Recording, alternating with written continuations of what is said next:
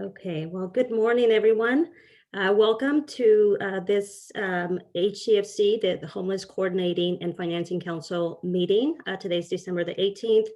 I'm Lourdes Castro Ramirez, and I serve as the Secretary of the Business, Consumer Services and Housing Agency, and also the Chair of HCFC. I'd like to thank you all again for joining us, and special thanks to our council members for making today's meeting. This is the last meeting of 2020. And as you can see from the agenda, we have a full agenda, a lot of items, but also an opportunity for us to reflect on our collective efforts across the state, and also working in partnership with our local communities to address homelessness in California this year. Before I move on, I just wanted to just pause and acknowledge that our state continues to be very much focused on the response to COVID-19. Many of you know that the COVID positive cases and the hospitalization rate has been increasing. I believe over 90% of our counties are in the purple zone. And so we are, very much still in an emergency response mode. And, want to also acknowledge that we know that many of you are doing everything possible as service providers, as leaders in your community, to ensure the safety of residents and of the people that you're serving. So we want to acknowledge and thank you for the work that you're doing in partnership with the state. Please continue to stay informed about the COVID-19. There is a website, as many of you know, that has been made available by the state. It is updated very frequently with information and resources. And so let me share that now. The website is covid19.ca.gov. Again, covid19.ca.gov. It's a great, resource space for information, numbers, and how to get in touch with, our various agencies. And so with that, now I'd like to go ahead and call today's meeting to order. Again, today's December the 18th, and it happens to be my son's birthday. And it is 9:07. So Evan, can I ask you to please go ahead and begin the roll call? Yes, thank you, Secretary. So let me make sure I have my roll call sheet. Secretary, Council Chair Lourdes Castro Ramirez. Here. Council Vice Chair Emilio Ramirez. Here. Councilmember Amy Anderson. Present. Councilmember Russell Atterbury. Here. Councilmember Alexis Berries. Present. Councilmember Gina Bukieri Harrington. I believe she let us know she would not be joining. Councilmember Corinne Buchanan. Present. Councilmember Donald Kavir. Here. Councilmember J.C. Cooper.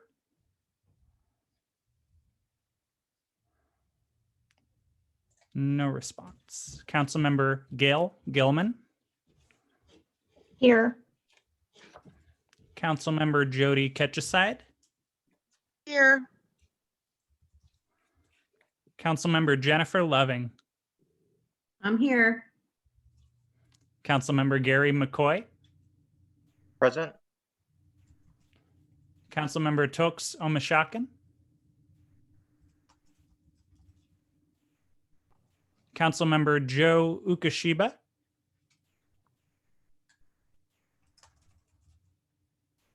And Councilmember Gustavo Velasquez.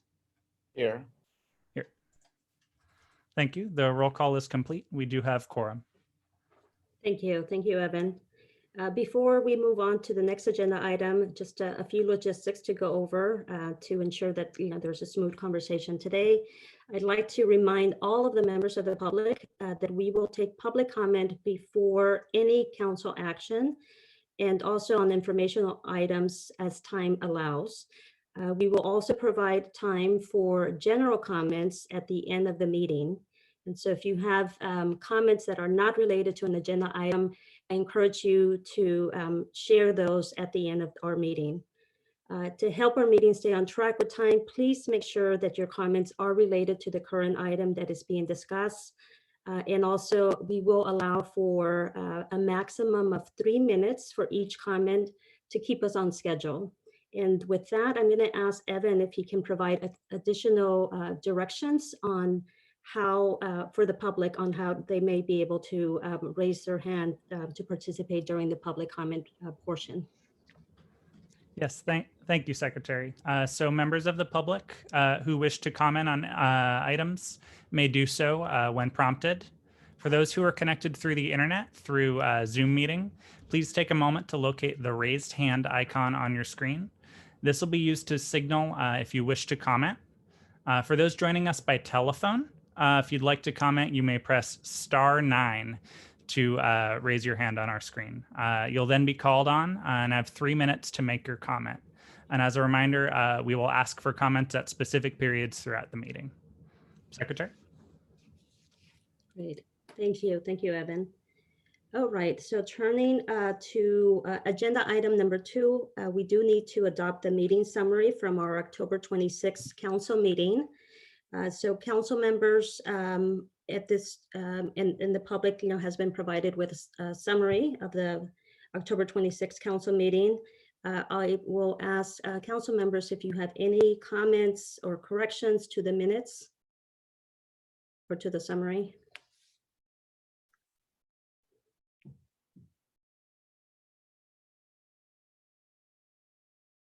Okay, seeing none, before we take this action item, because it does require a vote, I'd like to open up for public comment. Do any members of the public have any comments specific to the meeting agenda? Or to the meeting summary, I should say. So as a reminder, anyone who'd like to make a comment, please raise your hand in the meeting window or press *9 on your telephone.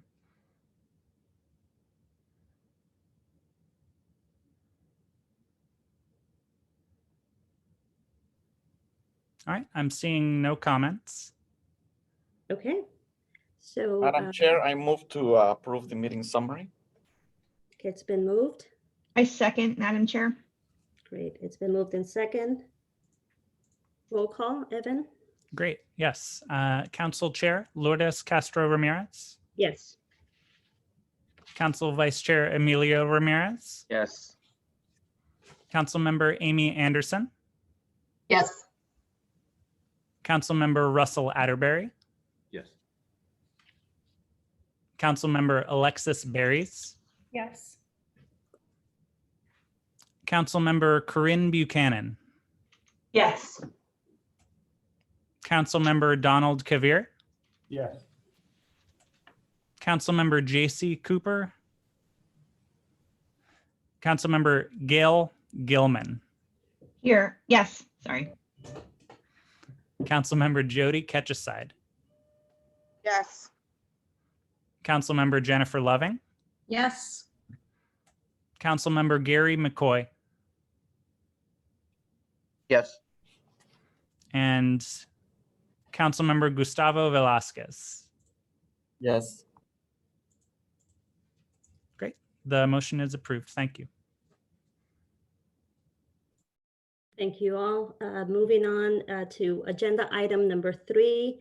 Our next agenda item is a brief update on the homeless data integration system.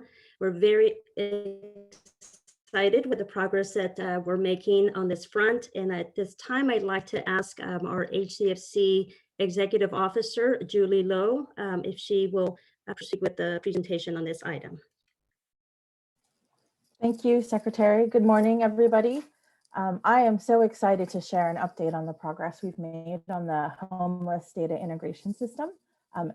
Evan, would you mind advancing the slide, please?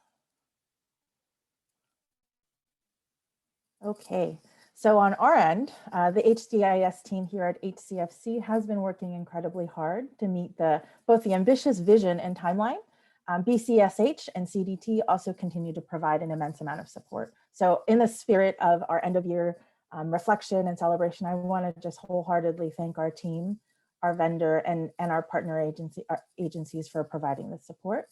So what's all the fuss about? Well, from a technical standpoint, HDIS, once built, will contain all the COC data in a data lake. There is a warehouse that we are building from which we will pull data for analytical purposes. HDIS, in essence, will centralize data that is collected across the state by our 44 COCs. More than half the COCs to date have submitted data. So that's really great news considering we just got up and running in November.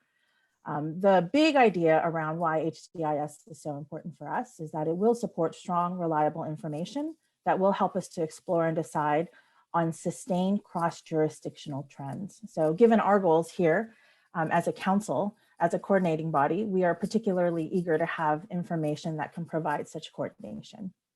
Next slide, please.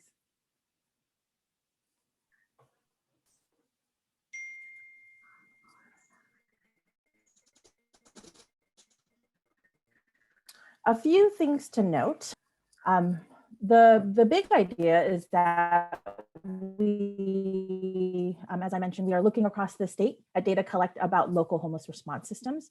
The sort of informational need that it fills for us as a state is that it will help us take a look at what is being used, what services are being utilized, and what's actually working. Particularly promising is the ability of HDIS to identify patterns or service usage. So to really start to drill down and look at what does service usage look like of individuals experiencing homelessness across our state?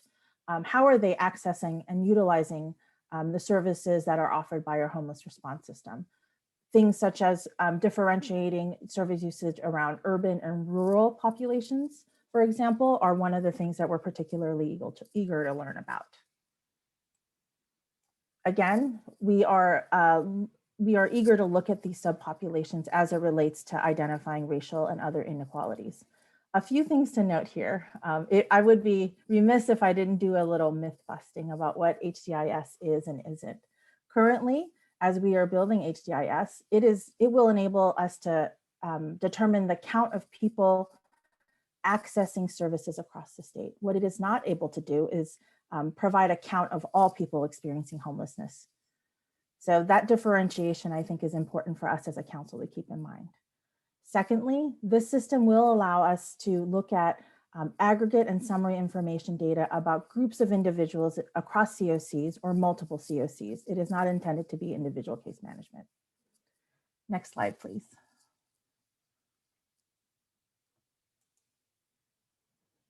And then finally, you wonder, we're building this lake, we have this warehouse, how might we access this data? Currently, we are working with Plant Moran, who is the vendor that we awarded the contract to build out both the warehouse and our reporting and visualization tools. We are currently working, as I mentioned, with the COCs to transfer data, and we are building we are prioritizing building the web-based data dashboards. They are currently in development. We are doing quite a bit of testing and engagement and outreach to our partners so that we are building a tool that will both provide the intelligence that we seek, but is also user-friendly. Evan, next slide.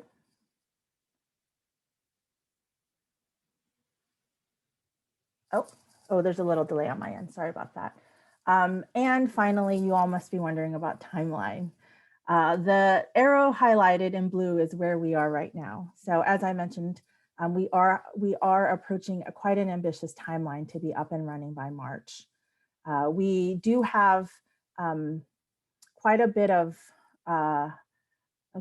to achieve between now and March. And so I think we, at our council meeting in March, hope to provide quite a bit more information and something to show.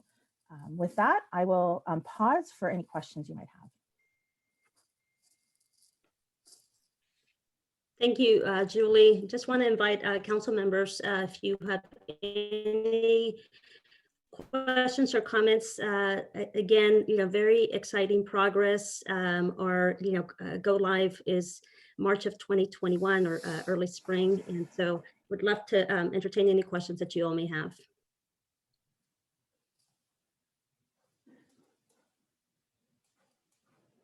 Russ Atterbury from Vets Affairs. Will the system, will it be public information? Will the public be able to access and see what type of usage is used and the different programs that are being used? Yeah. It will, Russell.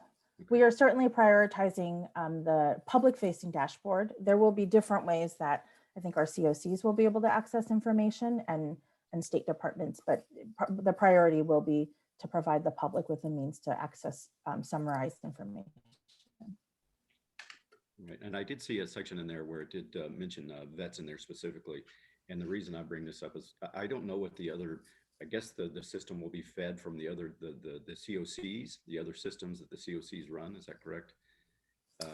The information that we are compiling are HMIS data. HMIS data. And I personally, I don't know if all 44 or if the other HMIS systems have specific vet data. But the reason I bring it up is there's so much money that comes in from the federal VA, from HED and HUD to veteran programs. I just wanted to make sure that those are captured really, really well so that we can see how the usage is, what the usage is, and if potentially we need to ask for more in the future. Good.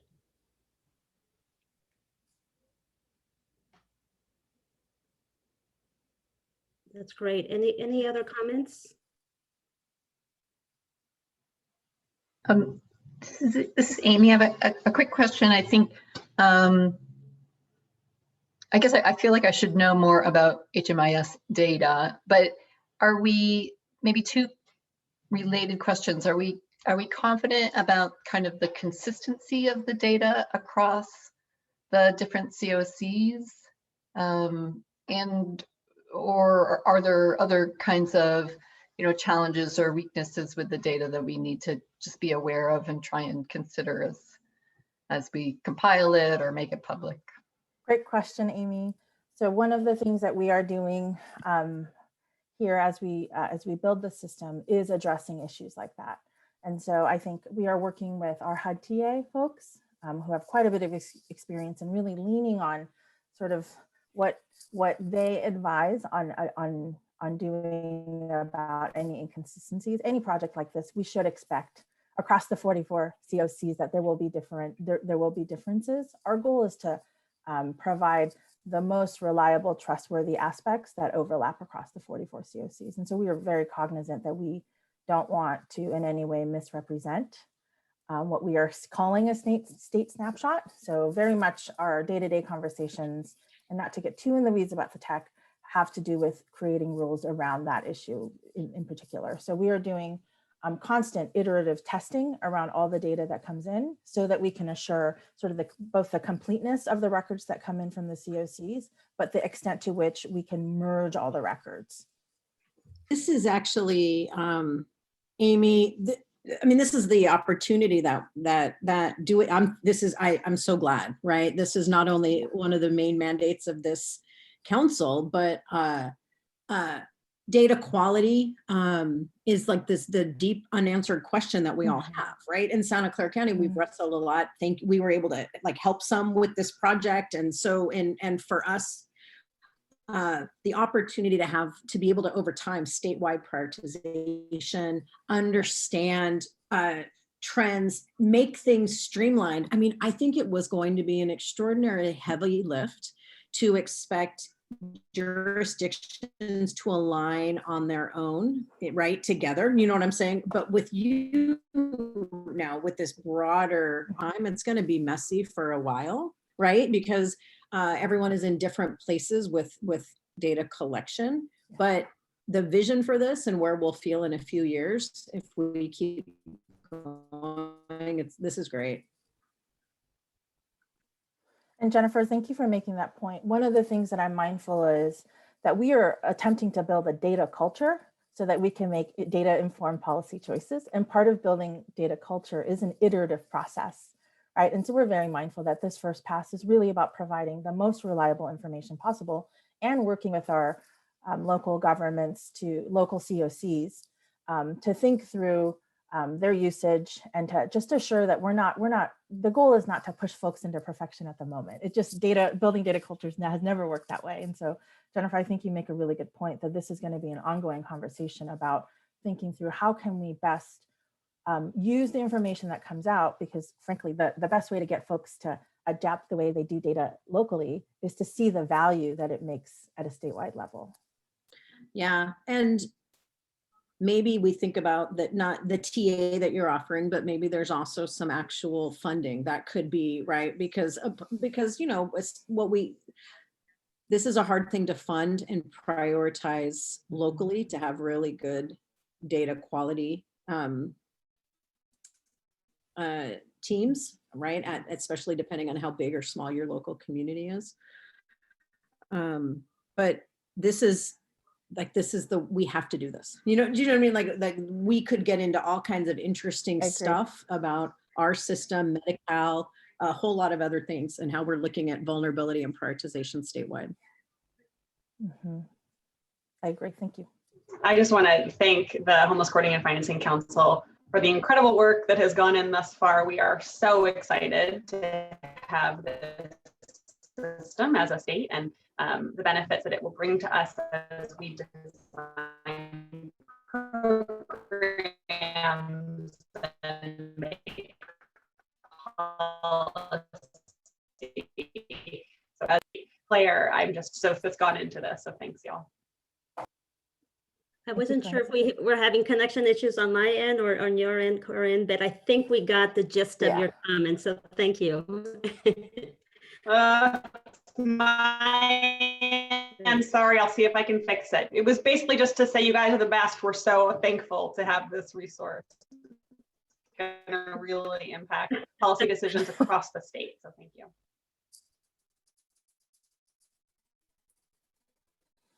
Great.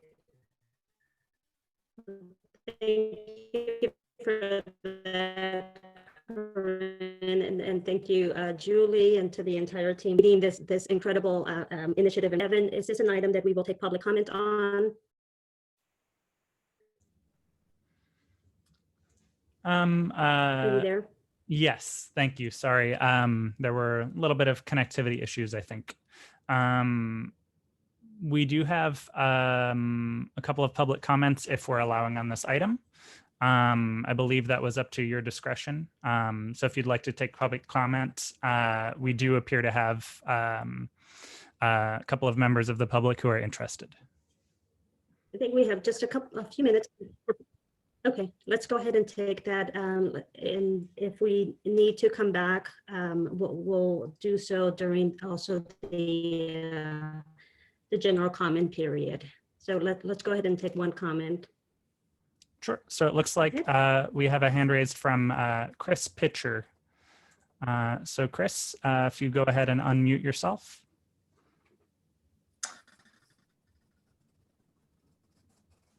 Morning, Council. HUD Technical, this is Chris Pitcher from HUD Technical Systems, working with the BCSH folks on the project. I wanted to make a shared earlier. When it comes to the data in HMIS, we're obviously going to have this supportive services for veterans and their families, the SSVF program. But HUD is currently working on a crosswalk, actually it's out, between homes and HMIS to bring over data for the HUD VASH program, which is the program that is most likely not to be in that data set. So hopefully not this time, but as we go through the process of developing HDIS out in the coming year, we'll have more access to veteran data. So I just wanted to make that comment for you all. Thanks, Chris. This is Russ Atterbury from the California Department of Veterans Affairs. Thank you so much for that.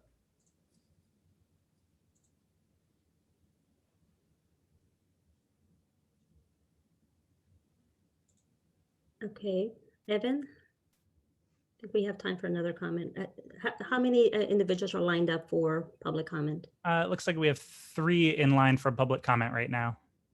Okay, it looks like we can go ahead and take those. Sure. So we have Christine Smith.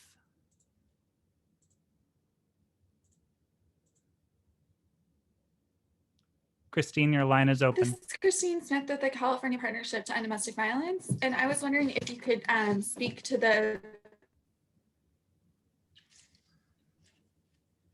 Hi, this is Christine Smith. Can you hear me? Yes, thank you. We can hear you.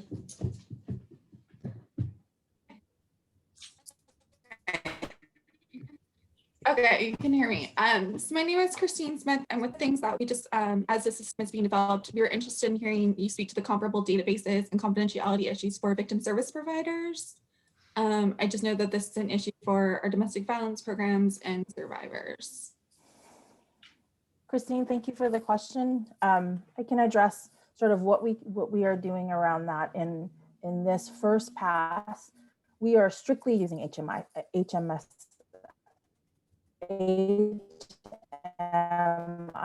data, and thus for that particular population. So we won't be adding anything additional to that data set for this first pass. Just want to mention that, I apologize. I know we're having some technical connection issues. It seems to be happening sort of across. I'm going to just, pause at this point, Julie and Evan, and we'll come back to comments from the public on this item. I'd like to maybe now move to item number 4. And as we begin item number 4, as I mentioned at the start of the meeting, this has been really a very challenging year for all of us, and for those of you that are on the ground working closely with communities. We recognize the remarkable efforts and the remarkable work that you're doing. And again, just want to reiterate our partnership at the state level. We have been collectively and swiftly working to implement the priorities set by Governor Newsom, including developing and implementing a number of new initiatives. I think 2 large-scale initiatives that you're all very familiar with are Project Room Key and also the Home Key Initiative. We also have been coordinating and working closely with all of you as state departments and state partners on multiple crises, responding with care and compassion, and also being nimble throughout this process. And so we continue doing our best to provide guidance, to provide technical assistance. We launched, as you all know, the action plan or the strategic planning process this year, and look forward to what's to come in 2021. And through it all, we have had the incredible leadership and support of Governor Newsom. He's remained steadfast and committed to protecting and providing housing to people experiencing homelessness. Governor Newsom's leadership on this issue has been instrumental and inspiring to all of us this year, which is why I couldn't be more pleased to welcome our governor to today's meeting. He has joined us to share some comments and remarks. We're excited, Governor, to have you with us. And with that, I will turn it over to our governor, Governor Newsom.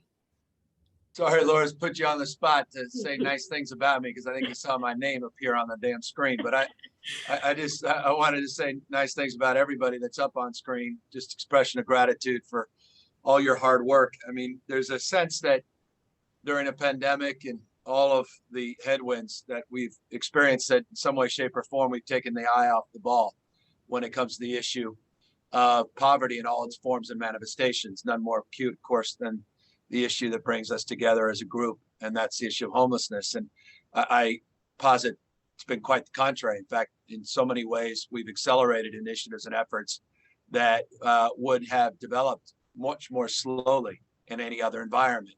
But it's focused our attention, our intentionality, it's focused our energies, and it's really focused our efforts to advance at least the paradigm that I've long supported, and that's a housing first framework, a housing first model, an approach to fundamentally addressing the issue, the need to stabilize an individual, and then begin the process of dealing with the underlying issues that led them to the conditions and the acuity that they're facing. And so the issue of housing first, a framework around acquisition, leasing, addressing the immediate needs to address the crisis at hand is been paramount. The challenge has been, and as a former mayor, as a former county supervisor, former county mayor, not just a mayor in that capacity, one that's intimately familiar with the nuances and complexities and challenges between cities, between counties. We've always had that dialectic about where the priority should be. Should it be on bricks and mortar? Should it be just on the social service side? Social service side, unfortunately, it's always a challenge. They're just not enough. So it's a scarcity mindset, always. Some of us just go back into the comfort of the good old days and we make careers out of it. Talking about way, housing and urban development used to be in the housing business, no longer is. We run with charts showing that 30, 40-year trend line around those issues. And some of us lament that and we argue for more and better, but we don't necessarily always get more and go better. Things, frankly, fail a little bit more efficiently, perhaps on our watch, but fundamentally don't change. And that's been our struggle. I like the HEAP, I like the HAP. As a former county mayor, city, I like all that. That said, it's kind of like peanut butter. I feel like at the end of the day, we could put another billion, another billion, another billion, another billion, and we'll do our annual census. And maybe it didn't get as worse as it would have been, but is it getting substantially better than it could have been if we took a different approach, a different strategy? And so that was the crisis-induced thinking that led us in April to this room key model. And it's not, look, I'm not naive. Room key is just one part of a broader strategy. I mean, we're going to be talking a lot more next year about CalAIM. Was put a little bit on ice, but we're going to get it back and moving and looking at health and housing and that integration, looking at ways to strategize to pull more federal dollars down. The opportunity with Javier Becerra now to do that, a new opportunity to address all these lawsuits with the Trump administration and pull that break off. So we have a little bit more runway, not headwinds, but tailwinds in terms of those efforts to be more creative in terms of our financing and funding. That's certainly going to help. Looking at Prop 63 anew, but again, not trying to take money. I know that's the stress, but to begin to focus that money a little bit more comprehensively, the notion of whole person care, defined, redefined, imagined, reimagined, pilots to programs to scale. Challenge always episodic funding. And that challenge of episodic funding is made more acute in this environment, in that room key model, because every damn 30 days, we have to go back with that uncertainty, that ambiguity into the abyss, the unknown of whether or not folks are going to have to end up back in these congregate care facilities or end up back in the trailer or their uncle or great aunt's kitchen or on their couch. And so that's been a struggle for all of us, and we've not been able to reconcile that. And I know counties are lamenting about that. I get calls all the time. You need to provide more certainty. I say, well, I just governor, state, trying to do our best. We initiated this program. We launched this program because of all of you. You guys were the brain trust for this. Other states are following. So we do feel responsibility of leadership, and we've been pounding and pounding and pounding. Meanwhile, most have kept it together. 55 jurisdictions, 3 tribes, been doing it, not complaining, doing, partnering. 3,000 leased hotel, 3,000. That's amazing. That's just amazing. Just since April, guys, not like 1960 between now. I mean, that's like government usually works over decades to do something like that. This was over months. And in 20, and we've been able, Lourdes and others have, been able to quantify, you've been able to quantify over 22,000 human beings that have been served by these 16,000+ units that you guys have procured. So it's been an amazing Herculean effort. That's room key. Of course, you spawned then the big idea, which was home key. And maybe one day someone will write not about where it fell short and why it wasn't enough and why it's disappointing and how it's confusing because room key, home key, and LA's got a home key or room key. Is it their key or my key? Is that, did they do, was it us? And, all the just negative nabombs of negative. One day, someone's going to write a story about what you all accomplished on home key. And that's drawing down all that federal money in this pandemic for a permanent stock of over $6 6,000 units that are going to impact the lives of tens of thousands of human beings, something we can never get back. And when the economy returns, never even have the opportunity to acquire. Something not 136, whatever. We ended up 147 with the local map, whatever that new number is per unit. We're back to the old days of $700,000-800,000 per unit in an old style traditional bond mechanism with CEQA and NEPA and THISA and NADA and delay and consternation and not in my backyardism. And that model is just not going to work anymore. Even though we want to keep doing a little of that, we got to be creative, and you've done that. And that was just since July. That's just jaw dropping.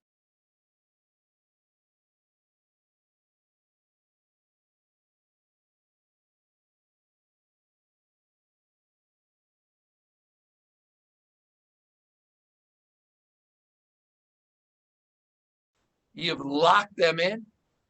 I love it. Some fell short. You know what was great about that? Not everyone fell over and gave up. They're like, man, we're going to figure this out. Fallout escrow, we're going to figure it out. Some counties said, Nevada goes, hey, we got this. We're good. And that means we redirected money other counties because, that's not good enough. You may be good. We're not good as a state. Other counties took that baton. And so anyway, it's been magnificent. I say all that again with deep pride, respect for that work, and admiration, but also in recognition good enough never is. So I want to preview just briefly two things. One is the budget next year that I will submit. We will continue to accelerate this progress and take it to, I hope, a next level. And we're committed to providing more resources to be even more audacious in this space. And we'll see where it takes us. Legislate, everybody's gonna have a different point of view. We'll see where it ends up. It's an iterative process. But I want to, success leaves clues. I want to build on some of this success. And I want to take advantage of these, it's a perverse thing to say, but these economic conditions that present themselves an opportunity, as I say, when the economy recovers, we'll never get back. And use some of these one-time dollars. And that's what we have in abundance this year. It's always the case, right? One time. And you're in the ongoing. I get it. All of you are like, stop with the one time. We need certainty. I get that. But at least with this one time, we can anchor some physical assets. So at least we have that crisis unit, where in the past we never even had that, even if we had a service opportunity. And so we are going to be advancing that. And I just want you to know the budget, I think, is ample in that space with CalAIM to complement. It may not be ample in terms of just writing big checks to cities and counties to continue to do what they've done. And for that, we're going to have an interesting conversation because you have heard my bias, housing first, fully expressed. Final thing, great news. And I don't want to just be the bearer, sort of Midland news. I want to be the bearer of great news. FEMA just approved permanent room key support, not on a 30-day basis now, but through the entire COVID crisis. This is a game changer. So this is the opportunity for us to tell all those counties. Some counties were like, it was like they're running the 60-yard dash. They're like, oh, we got to quit in September because, we're not going to get our money. I was like, man, you're dying 1,000 deaths. Die one. When they say no, that's when you quit. You don't quit before you even, cross the finish. So now, no excuse. This thing, just do it. Get these counties going. If they were pulling back, there's no reason now. I know that's 75%, but forgive me, we provided $512 million. $512 million in a few months. So we got your back, counties. We can't do everything. Some ways you're more abundantly resourced than the state. But we're doing our part. We're trying to help out. I think we did another 62, Loris? Jason, just a week or two ago. Just on top of it. We're doing it what we can. So let's keep this going. This is big. It's beautiful. You're saving lives, you're changing lives, and you're proving we can actually make a little bit of dent. Look, I'm not stupid about the tsunami coming. I get this. I mean, we've been talking to Speaker Pelosi nonstop about the rental side of things and that cliff that could just make all our efforts seem trivial. We get that, and we're working on that. How can we extend the more? We're working on it. That's complicated. That's the art of the possible. It's a lot of legal issues. There's takings issues. There's small mortgage issues for owners, not just tenants. It's complicated, but we were able to do something big, buy ourselves some time through February. We're setting aside some money on the rental, but won't be enough. The feds, though, are coming in. And that's great with this new CARES dollars, and that's gonna help big time. And I hope you've been paying attention to that. Big amount of money, not enough. I get it. Everyone's gonna say not enough. I'll read about that. Not enough. I get it. And we'll do our little part, and this local governments, we hope, do their part. We'll stack it.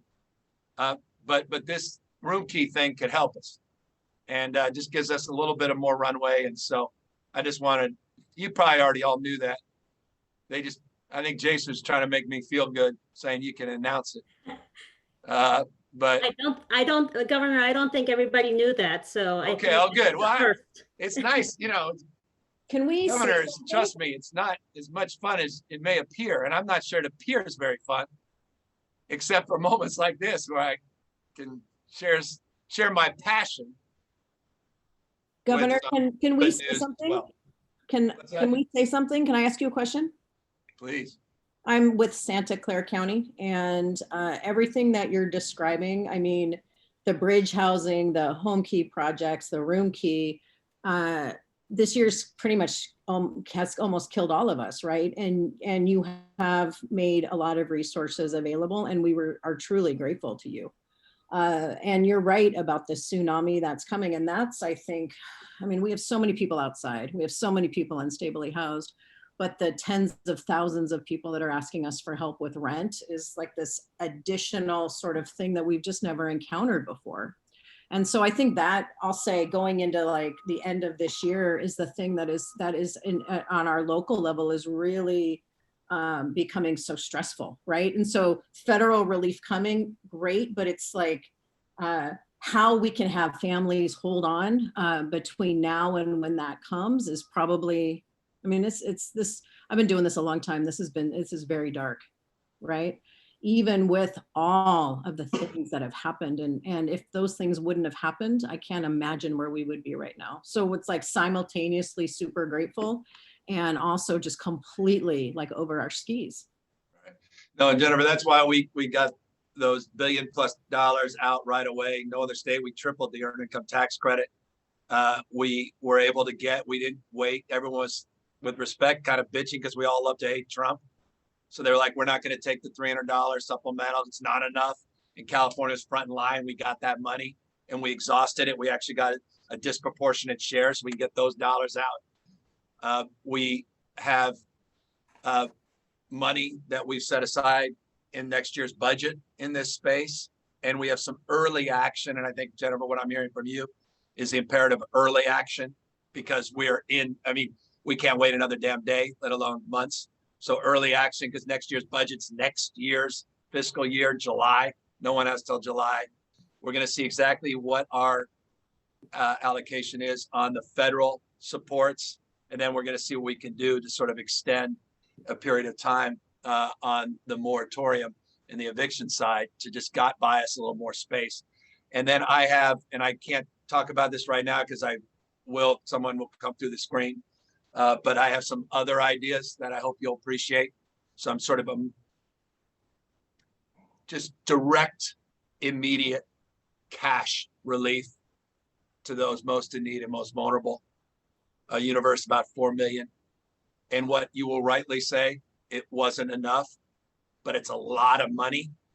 And at the end of the day, it's not money I have now for childcare or preschool or pre-K, which is where, it's tough. Right. I mean, it's like, it just comes from somewhere. And a lot of the money that we have coming in, a lot of it has to go into the reserves legally under Prop 2. And so we can't use all of this windfall all this fiscal year. And that's bad news, but it's also good news because I think we're in for a more challenging 4 or 5 years than most people think. And those dollars will make themselves available over that extended period of time. But I appreciate your point. And I just Can I wanted make to a mention comment as well? Oh, I was just going to mention, Governor, and the council members, that this, matter and issue of eviction prevention and working closely with renters and landlords has been, a critical priority for the administration.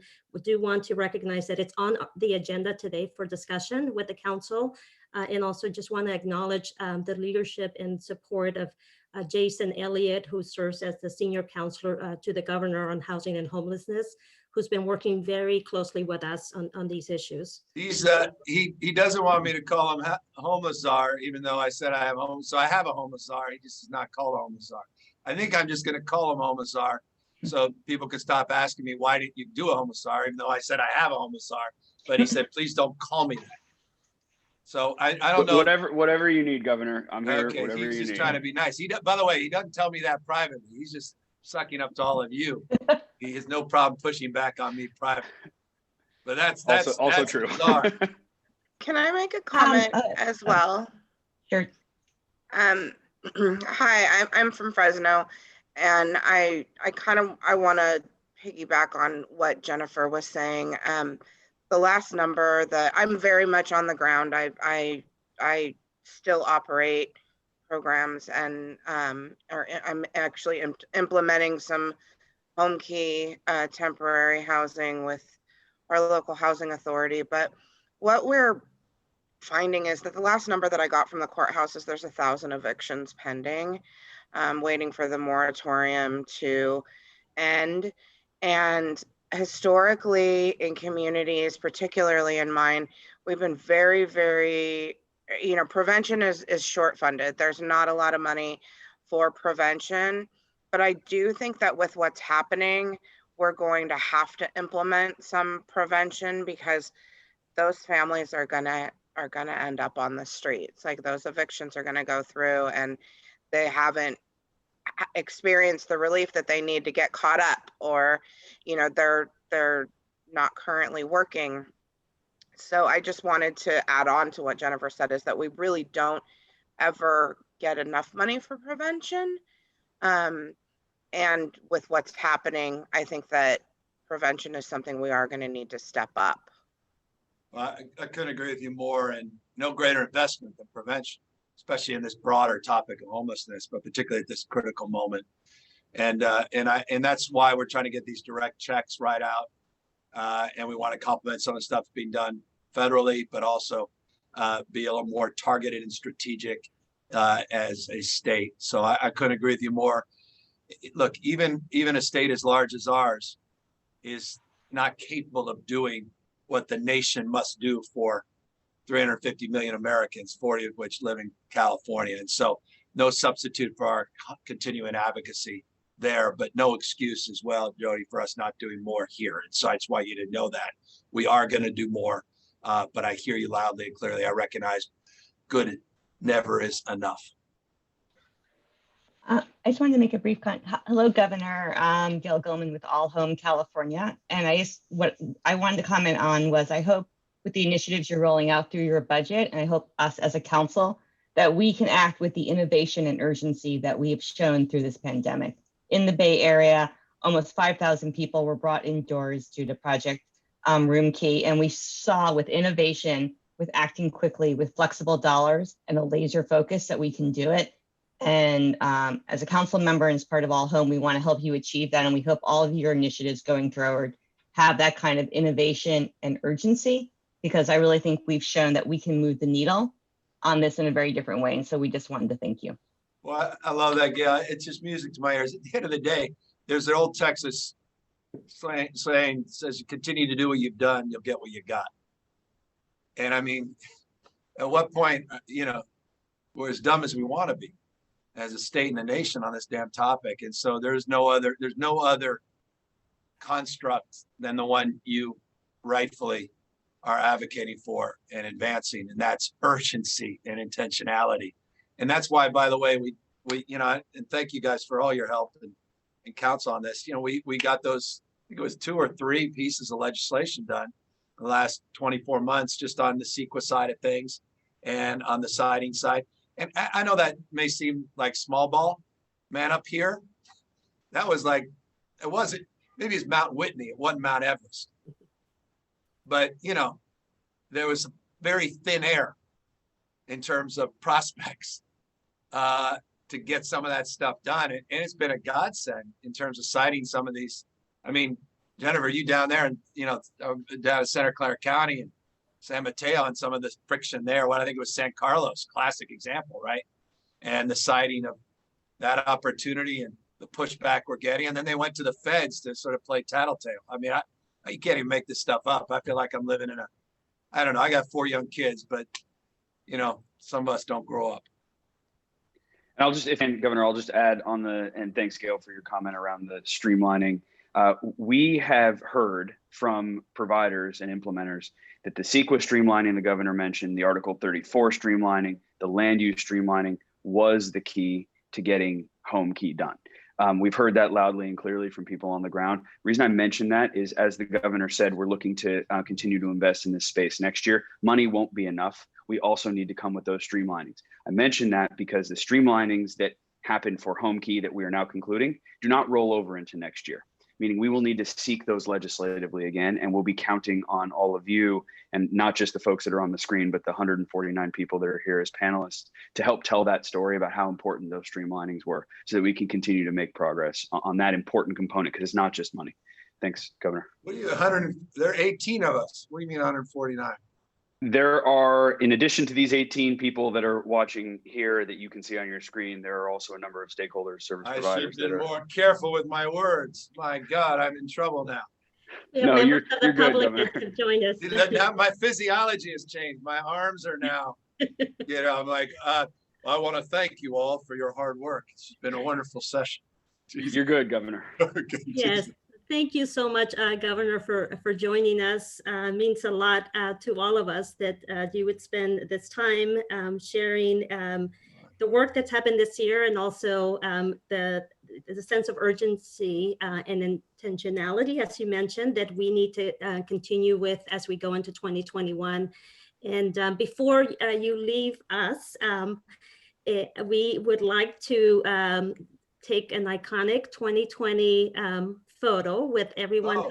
I'll sit up. With everyone that's on the council. So if you can indulge us for just a second, I'm going to ask Evan. You let us know, Evan, when you're ready. Okay. All right, you do it. I'll sit. I don't know. I see him in the corner. I'm a little thing, but whatever. Okay. All right. Evan. Okay. Let me just.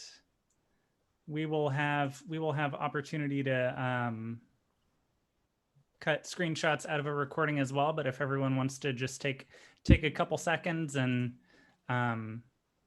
smile, look nice. See if we can grab a couple of those.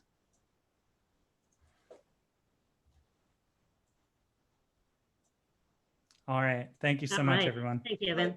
And thank you, guys. And let me just close by saying, I recognize, as I said in the beginning, I just want to reinforce it.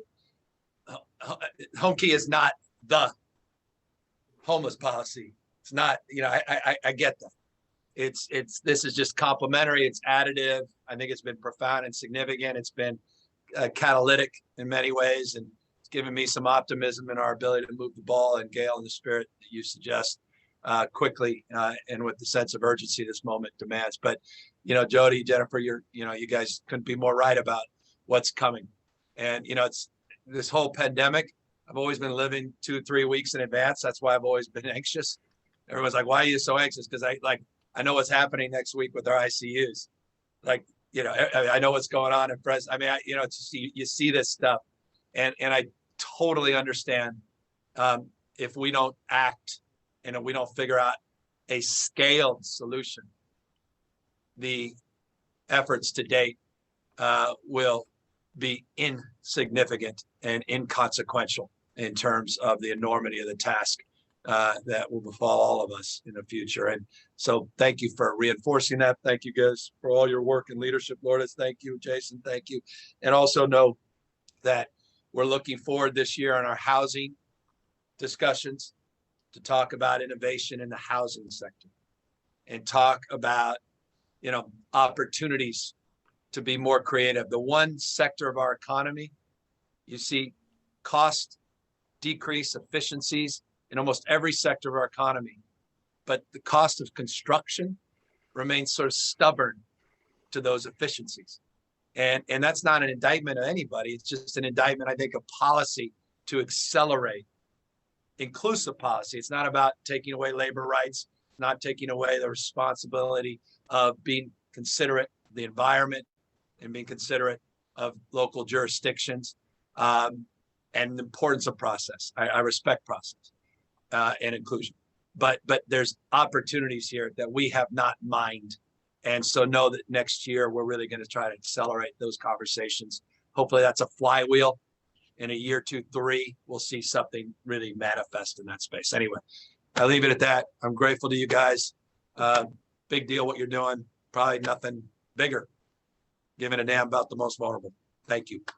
Thank you. Thank you, Governor. All right, thank you so much. And thank you, Jason, for joining us as well. Very much appreciate your presence here today. Before we go back to public comment, just want to ask Jason if you had any sort of additional comments to share. Sure. Thanks so much for making time for us and letting us jump into the agenda sort of midstream here. I think you probably saw the kind of passion from the governor and the commitment to this issue that Lourdes and Ali and I get to see on a pretty regular basis. And to those of you who we worked with before, on my screen, Gary and Gail and some of our Bay and Jen and some of our Bay Area colleagues, obviously, how committed the governor is to this issue. I think we just want to keep doing better. And I know that sounds sort of like a little bit of a cliche, but if you had asked, look at the state of the state we gave, look at the budget we put out in January. That did not contemplate the pandemic. Yet here we are with the governor able to point to all of the accomplishments that you all have achieved over the last few months. So then the question is, okay, what are we going to learn? Let's learn from the good, but let's also learn from the bad. What didn't go well? What was painful? What did we do wrong? The same way that we need to learn what worked well, and that was the sort of CEQA thing that I was mentioning before. That's critical to this, as there are many other lessons that we can learn both in a positive and negative direction. And so obviously the question that I get the most, that we get the most, is what are you proposing in the budget next year? And I think the governor said it, which is success leaves clues, and so does failure. So if you want to sort of know where we're going, look at where we've been over the last 6 or 8 months, and that'll, I think, give you a pretty good indication of what we think works. AB 3088 has worked in the limited way that it was intended to work, which is forestalling the worst impacts of an eviction crisis, but it has not solved the problem. So let's look at 3088, what worked, what didn't. Let's look at room key, home key, what worked, what didn't, so on and so forth. And that's what leads us. Let's build on success and let's try to avoid mistakes that we've made. So that's really, I think, where we're going. You can really hear, I think, from the governor, his level of knowledge on this issue, his level of passion on this issue. That's not manufactured. This is really how he comes to this work on these things. So I love doing this work with him and with all of you. And I just want to thank all of my partners in agency, Gustavo and Corinne and Ali and everybody that works across all the departments who actually really get this work done, and Julie and everybody. Thank you so much for the work that you are all doing to help support the governor's agenda on this. And of course, to Secretary Castro Ramirez for being the leader of the band here. So I will jump off and allow you to continue to go through your agenda. And thank you for your partnership. Thanks for working on this really, really, really important issue. Thank you, Jason. Thank you so much. And thank you again for your leadership and tenacity and support. Tenacity is a word.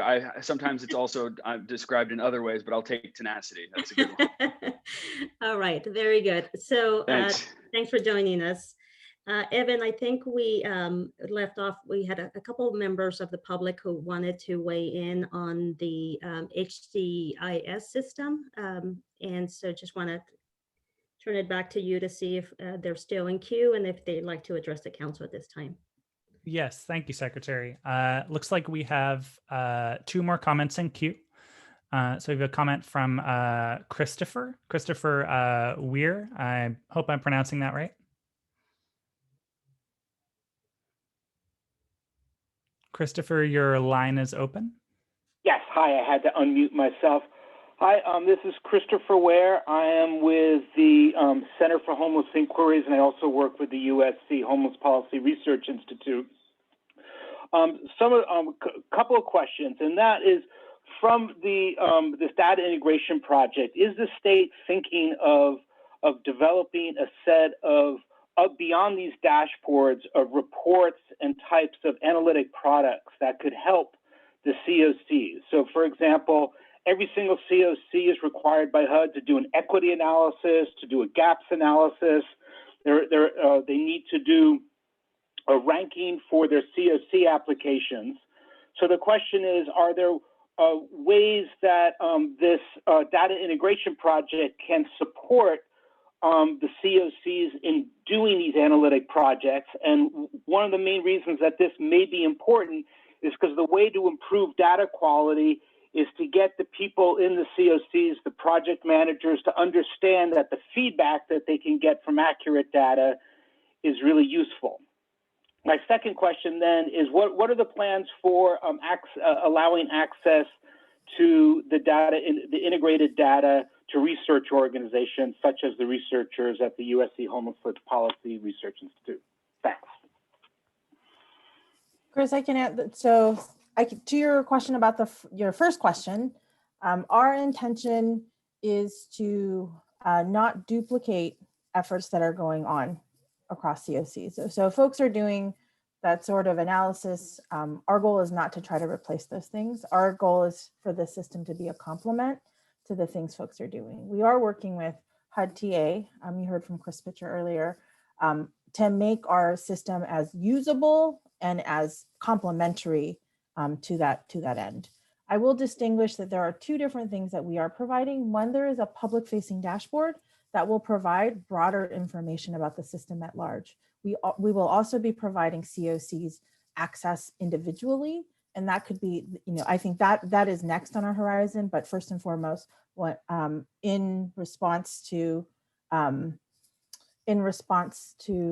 mandate to have something up in March, we will be prioritizing the public version. And secondly, in terms of making data publicly available for researchers, that is our intention. We are currently working to get our system up first so that we have good, reliable data that we can then release. It would be premature to say that we feel confident that we can do that at this moment, given that we're still in collection.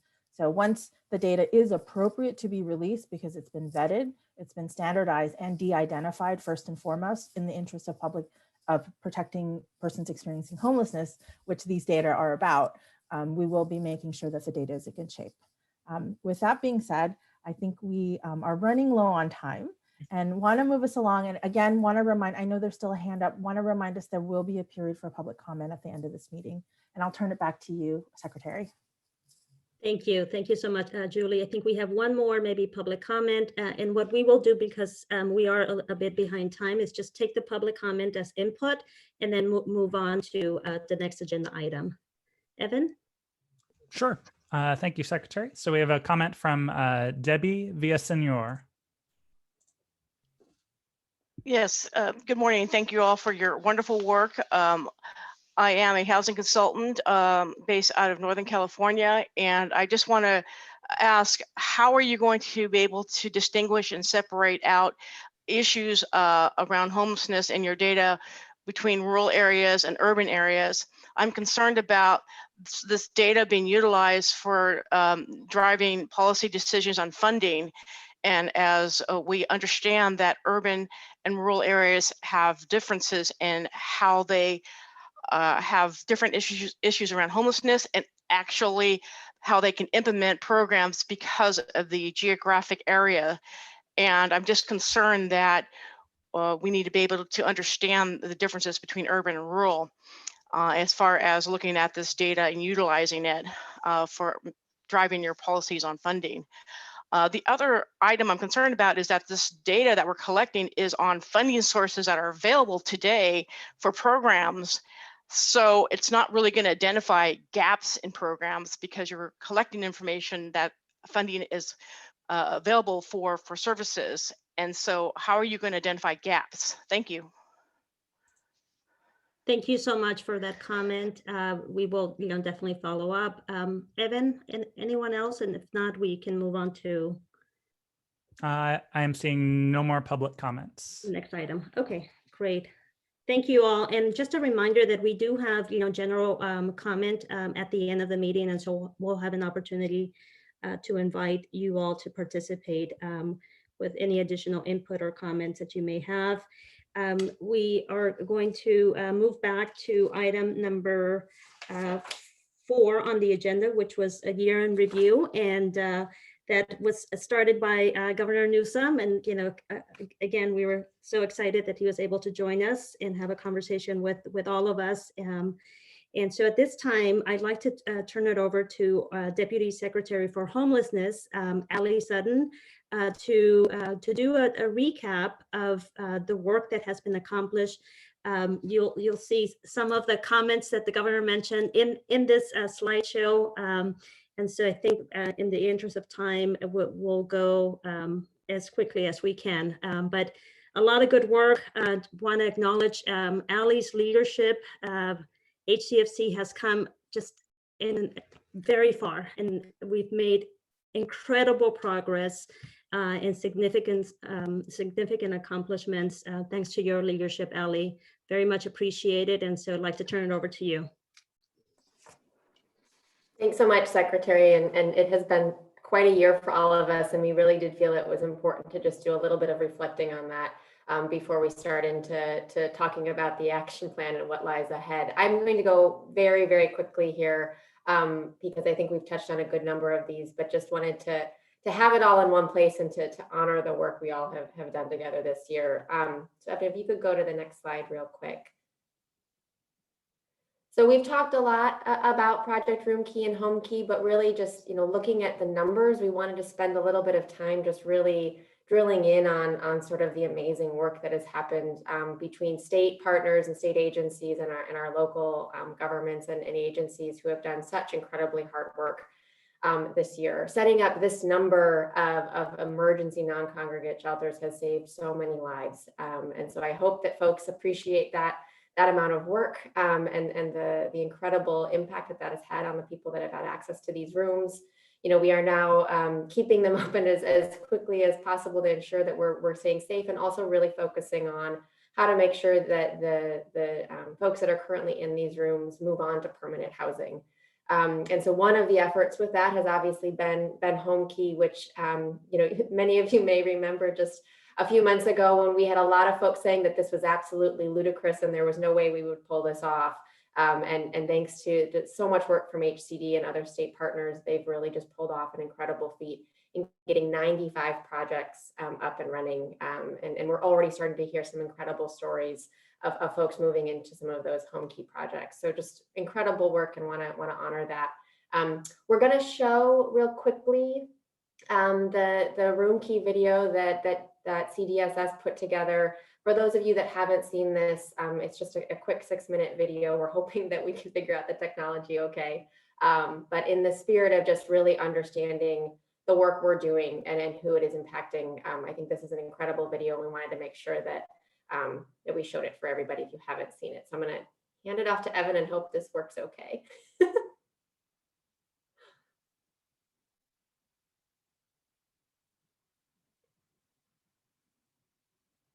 He's got to switch screens and stuff, so bear with us for a second.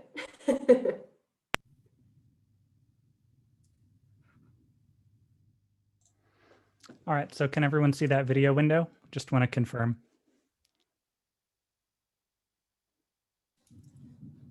The video's muted. Sometimes it seems like society gives up on the homeless, like you're a third-class citizen. I haven't always been homeless. I was employed. I worked for real estate companies and refinancing until about 8 years ago. When I was living in Venice, I was in a relationship with a guy, and he was abusive to me, and it was awful. When he was at work, I snuck out and I just left. But this journey is really, really very, very telling.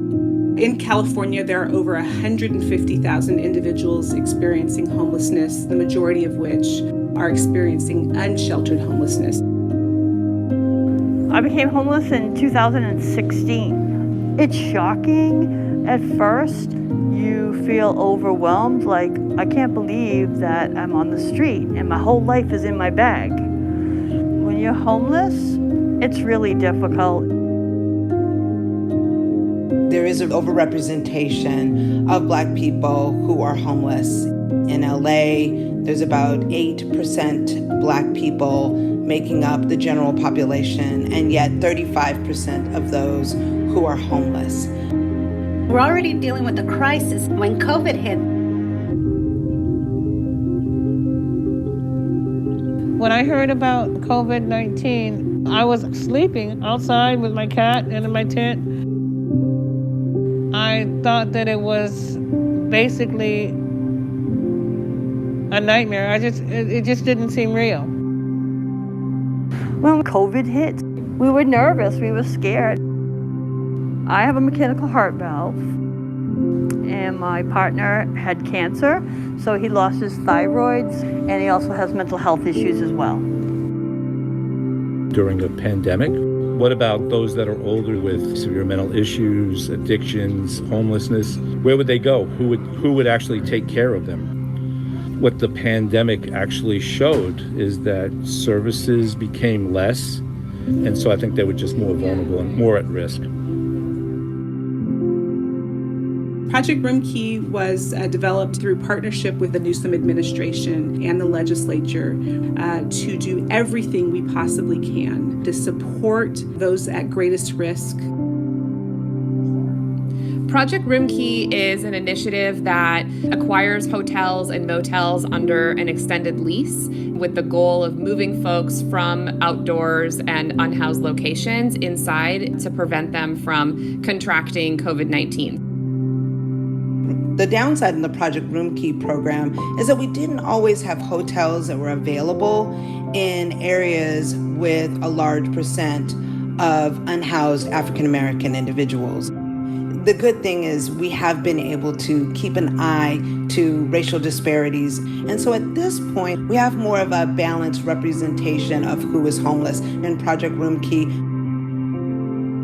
When I was told I was going to get my own room, I was so exhausted, I was so dehydrated, I was so hungry. And when I got in the room, I was crying because all that I had gone through. They gave me food, they gave me water, they gave me clothing. So I've gained like 20 pounds. And it's a beautiful feeling just having your own four walls, your own space. When we first got the word that we'd be going to the hotel, we were we couldn't believe it. They treat you just like any other customer. They don't make you feel less than. They give you a room key card. We have a king bed, fridge, TV, all the luxuries in life that you take for granted. To be able to shower every day. I mean, just to have a bathroom, we're just so grateful. I'll never take that stuff for granted again. Project Room Key was about saving lives. Through our partnerships with community, we were able to secure over 16,000 rooms and have had over 22,000 individuals get supported through this initiative. It was a safety net for our homeless, but Project Room Key is giving us a springboard to put that human element to the services that we deliver. So it wasn't about just giving someone a room in a hotel. It was about providing mental health support, food, and engagement. Someone to turn to as you're figuring things out. Since Project Room Key began in LA County, we've served over 8,000 people. We use it as an opportunity to infuse resources. So we bring in the DMV, we're bringing in social services, we're bringing in legal support so that while they're there resting, recovering, staying safe from COVID, they're also moving forward in their pathway to housing or to achieve whatever goals they might have in a really meaningful way.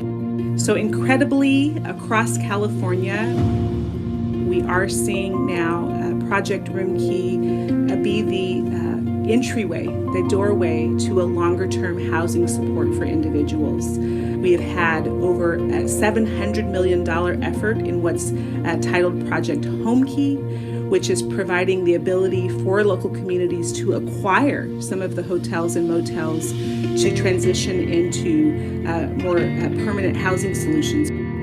Through this program, Project Room Key, I will be moving into my own home. It's a duplex, it's a single, and it's really nice.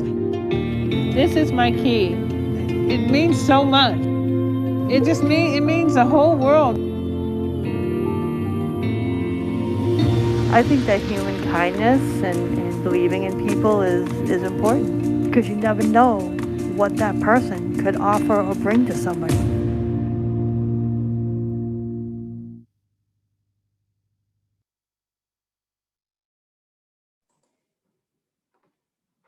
Thanks, Evan, for getting that set up, and just a huge congratulations to CDSS and all of the other state agencies that have been such a huge piece of this this year. I think that that's just really important. I know we've all been running a million miles an hour since we heard this pandemic starting, but to see and understand sort of who we're helping with this project, I think we really need to keep that front and center. So thank you for pulling that together. I always get a little bit emotional as watching it, so I'm trying to sort of keep it together, but I do just want to say thank you for putting that together and helping folks understand the work we've been doing.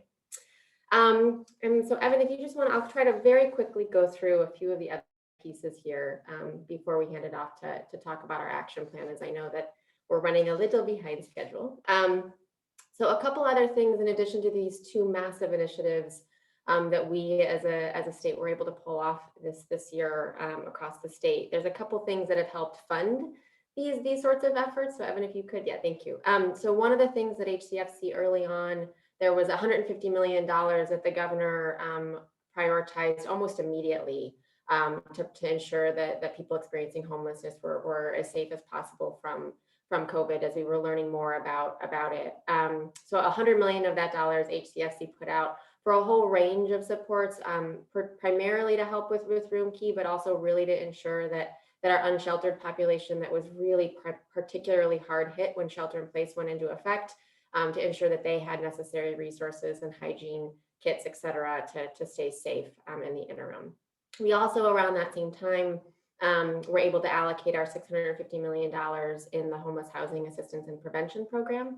So that has been, it's a 5-year spending program, but a lot of that funding has also gone to COVID response and to try to rehouse folks into permanent housing out of Room Key. And just a note, I would be remiss to not mention our second round of $300 million. Our applications are due January 23rd. Same eligible applicants from last time. So the 58 counties, our 44 COCs, and our 13 largest cities. Moving on from there. Just a couple things that we put out in terms of guidance, and I will just mention, I think one of the greatest things in the midst of just chaos this year, I want to just really reiterate in the spirit of our title of coordination, the state level coordination that has happened around guidance this year has been unprecedented. And so there's a lot of different things that have come out, a really valuable resource around strategic uses for both state and federal funding that was done in partnership with CDSS, HCD, and our HUD counterparts, including a webinar that sort of really outlines that work. We recently put out a Project Room Key rehousing guidance document, also in partnership with DSS and HCD, around how to use the funding that exists to permanently house folks out of Room Key, how to sort of strategically think about all of the funding that has been coming down this year. And then a remarkable resource for people experiencing homelessness that came out of LISTOS in partnership with DSS and HCFC around a disaster guide specifically targeted for people experiencing homelessness, to really help folks that are experiencing homelessness know how to access resources, know where to go, and understand sort of the best practices in those situations. And then finally, some of you may remember what feels like ages and ages and decades ago. Evan, if you could go to the next slide real quick. The governor announced his 100-day challenge effort in December of last year. The world looks very different now than it did then, but we have gone full steam ahead regardless. That first cohort was specifically targeted at Project Room Key rehousing efforts. So 4 communities took the charge on that earlier this year. Case studies for those that are interested are up on the HCFC website. We're in the midst of the second cohort now, some focused on Project Room Key, but also focused on youth and veterans, really trying to understand a whole range of how to do our great important rehousing efforts in the midst of a pandemic. And then a third cohort will be starting in early 2021. So just a reiteration of some of the things we launched and started to do before this all sort of threw us off, but still very much trying to stay committed to that important work as well. And with that, I think we can go on to our next agenda item, Secretary, unless there's questions. Thank you so much, Ali. Questions or comments from council members?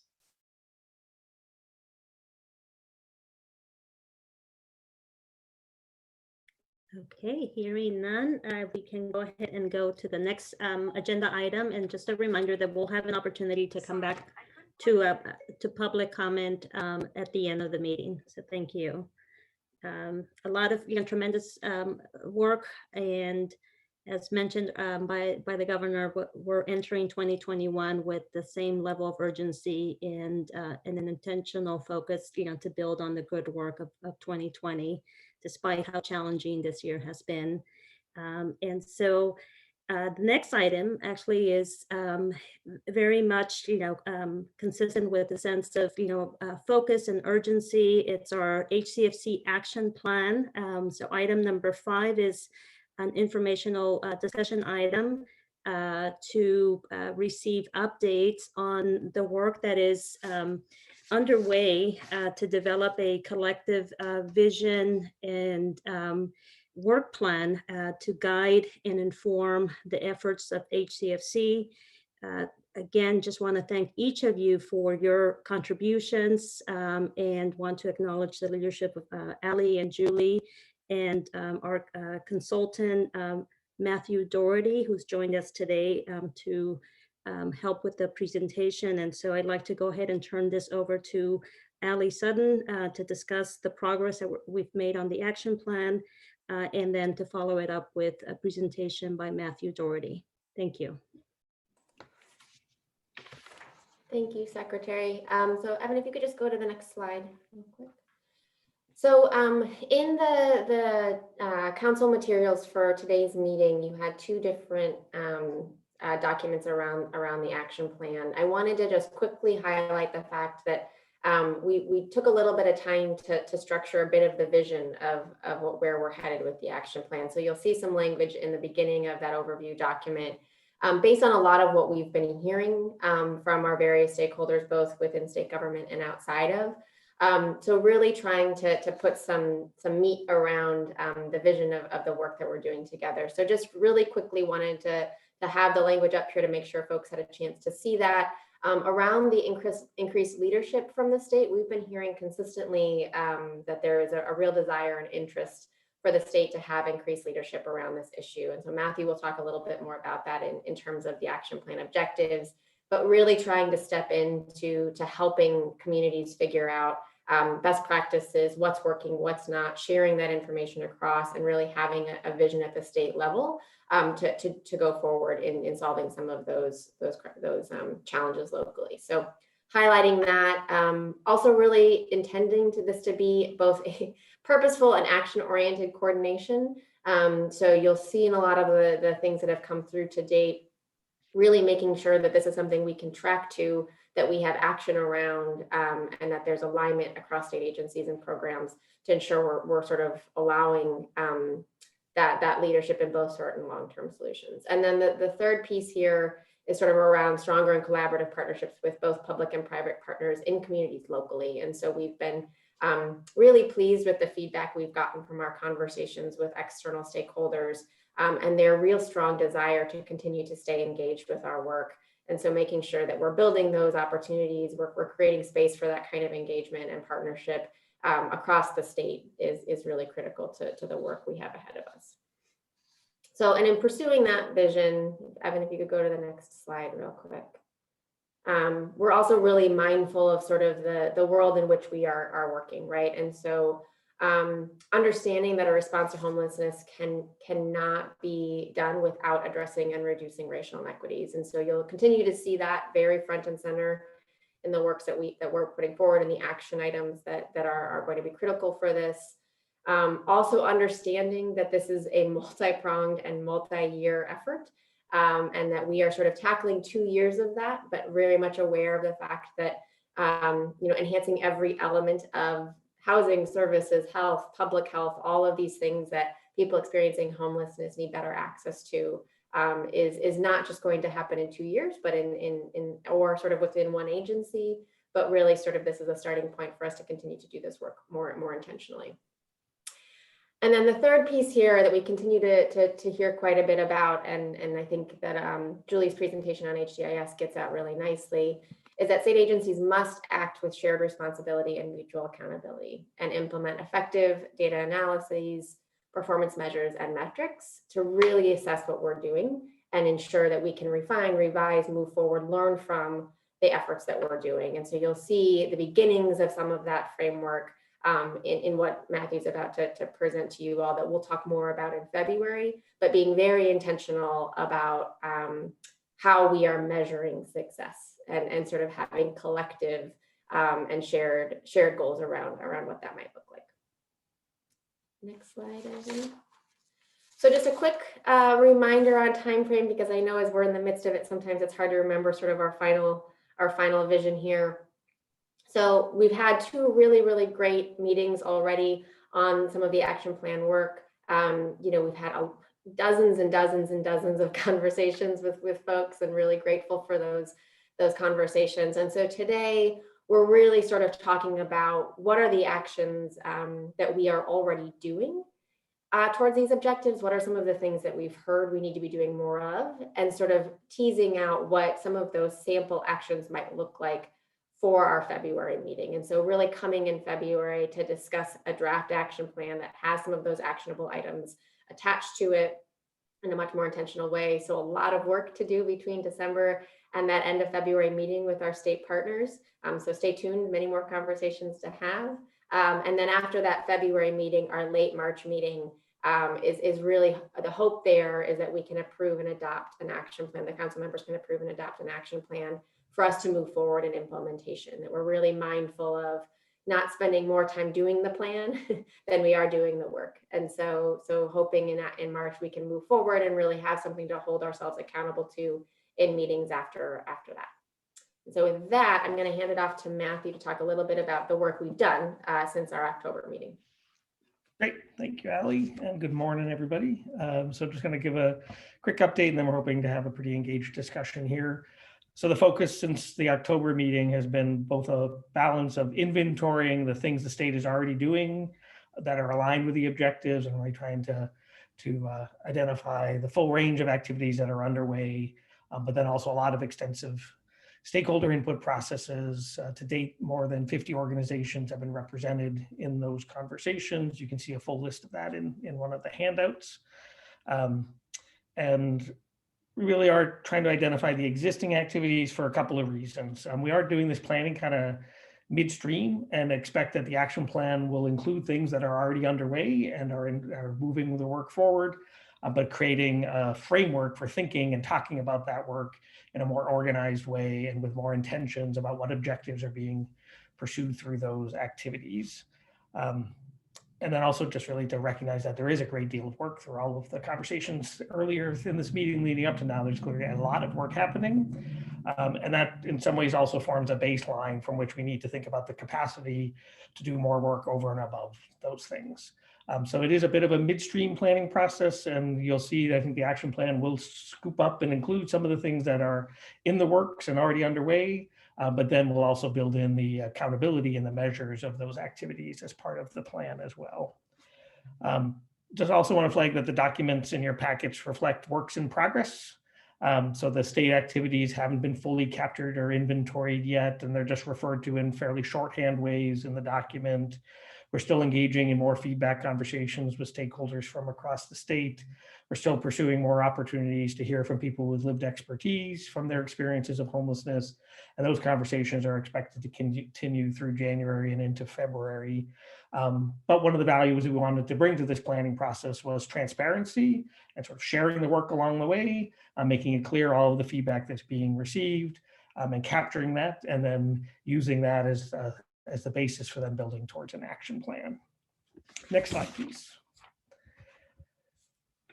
So I just want to highlight that the objectives captured in the documents remain the same as were discussed and approved at the last meeting, except that we have restructured the action areas. So we're still using the same 5 action areas, but we reordered the action areas based upon feedback, especially from external stakeholders, to put the strengthening systems action area first, including that putting objectives, what are now 1 and 2, focused on racial equity and engaging and partnering with people with lived expertise, really front and center in the objectives.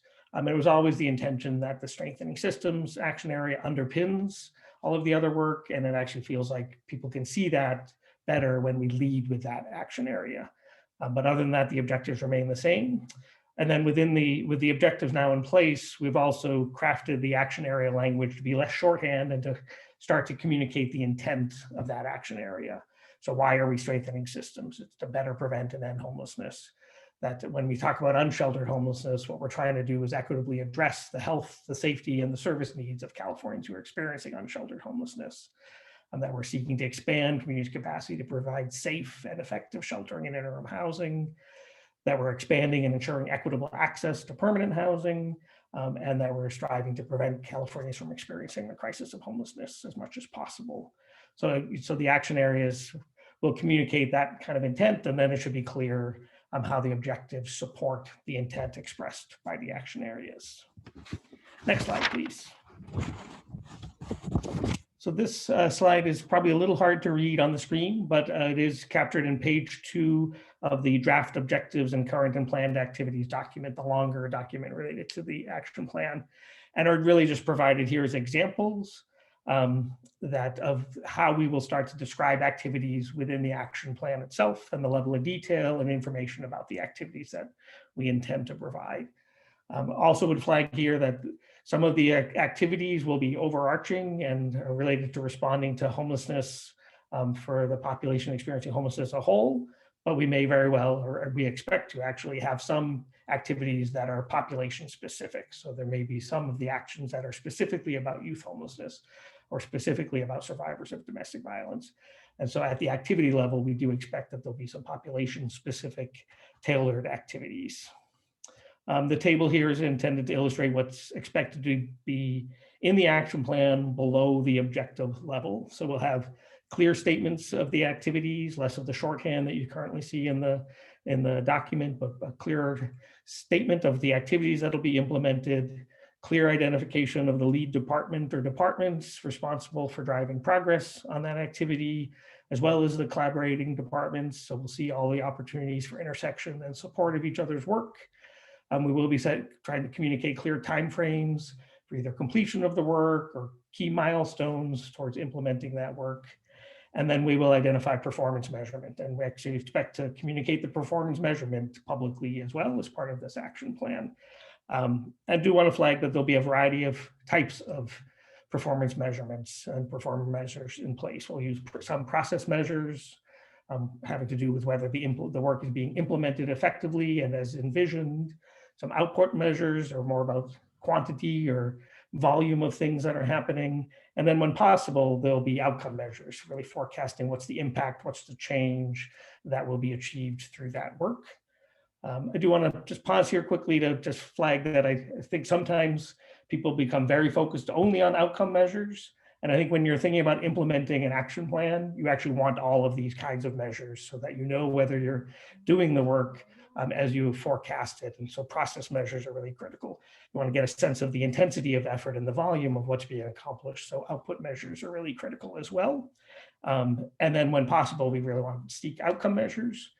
But I will say that for some of the types of activities that are envisioned, either the outcomes are hard to forecast with precision, or the intensity of effort that would require to measure something at the outcome level might not be worth the level of investment, or might not even be feasible, depending on the kind of change that you're seeking to drive. So you'll see a mix of these in the plan. I just would encourage everyone to see that these really are all critical and valuable ways of assessing the performance of implementing the plan. Next slide, please. So before we dive into the discussion, I just wanted to highlight some of the feedback that we've been hearing, some of the major themes that are coming through the stakeholder conversations. And we're not going to go through the details that are in your handouts, because that would take us a very long time. They're pretty long handouts, and a lot of information, both about what's already happening and then people's thoughts on what else needs to be happening.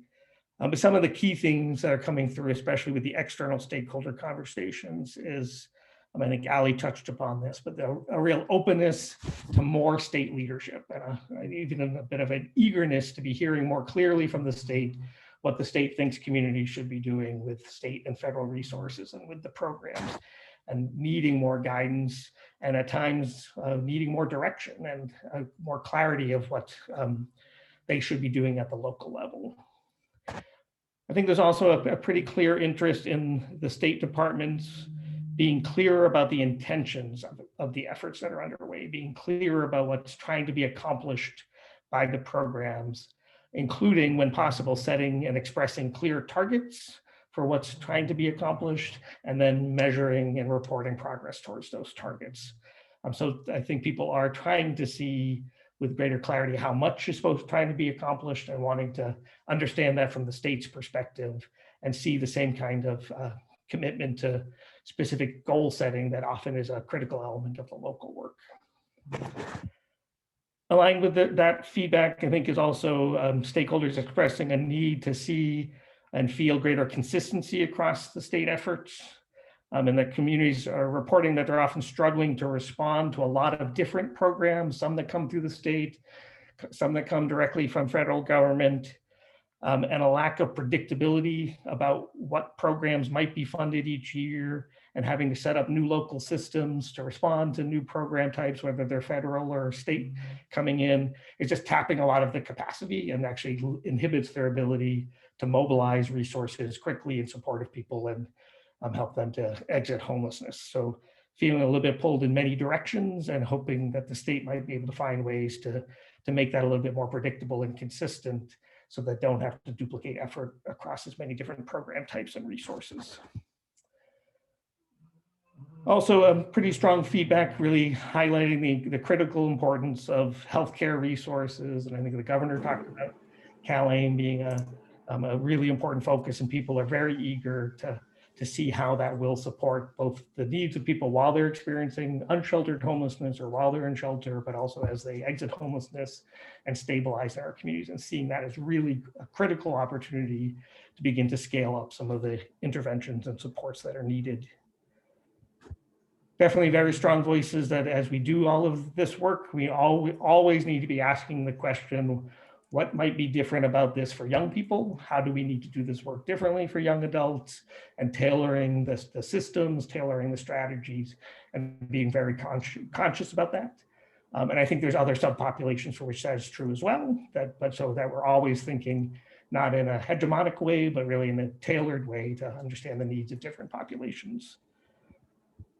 I will say there's been a lot of interest in the objective that focuses on strengthening the disaster response and making sure we've centered the concerns and needs of people experiencing homelessness on the front end of disaster planning, so that we're ready from day one in the response phase.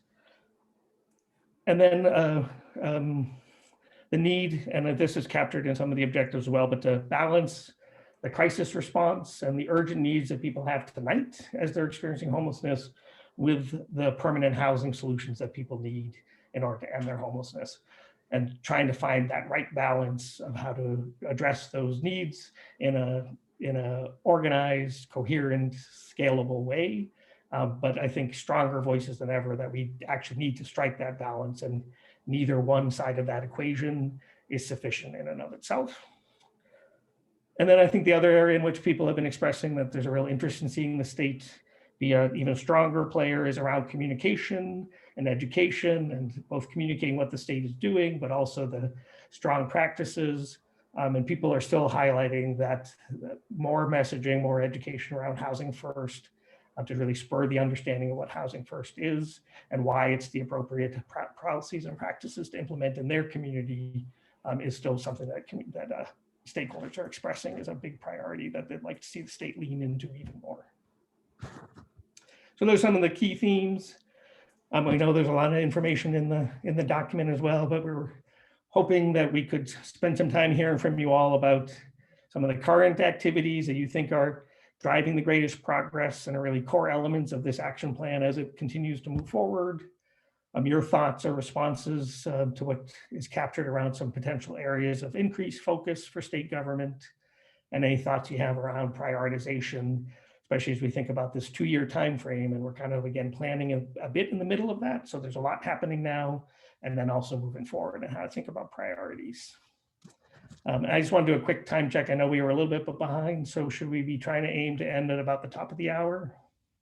Yes, I think that's good, Matthew. We'll have about 10 to 15 minutes for discussion by council, and we'll take some comments from the public, and if we can get through all of them, we'll come back to them at at the tail end. Just before I open it up to colleagues on the council, just a few thoughts and comments. Matthew and Allie, first of all, incredible work. We've come a long way in a very short time, and I feel really excited about getting to the finish line and presenting the final 2-year action plan in March of 2021. And so just again want to thank you all for getting us this far, and thank everyone that's been part of this process, from experts, practitioners, persons with lived experience, and many members of the public that have joined us today. I hope you see your input and your thoughts and your suggestions reflected in this action plan. I very much appreciate also, Matthew, you sort of explaining, right, that the action plan, yes, we want to focus on outcomes, but to get to outcomes, we need to lay a strong foundation, and a strong foundation is laid by the process and understanding the significance of the process and outputs. And so I appreciate the way that you were able to break that down within the action plan, because I think oftentimes we think about what's at the end, but it's equally important to make sure that we're starting off with a strong foundation, a strong framework. And as you mentioned, this framework very much is focused on an equitable, COVID-19 response, but also really leaning in on equity and inclusion, meaning both ensuring that that we have the perspective and the recommendations from individuals with lived experience, but also that we're thinking about how these strategies and/or policies impact diverse populations. So, thank you for highlighting that. And then I guess the last point that I would mention is that when it comes to kind of the overarching action area, as you called it, I think it's just a reminder for all of us that we have to think about all of our work as our work around moving a system that is going to be more responsive to preventing and ending homelessness. And, I think that the governor, earlier in his comments, pointed to the manner in which we've been able to accelerate our work in this crisis, and create these sort of innovative, approaches to addressing the need. But I think he also, reminded us all that, these are efforts, individual efforts. And so I think the role for the HCFC is how do we build in those initiatives and efforts into this larger system? How do we scale up and learn from these initiatives, but also what are the other efforts that are underway that are going to ensure that we're making movement together in a more sort of cohesive and deliberative manner. And so thank you for reminding us that, this is about strengthening the system, and we all have a role to play in that. With that, let me just sort of open it up, to council members and see if you have questions, comments, or thoughts, and then we'll go to members of the public.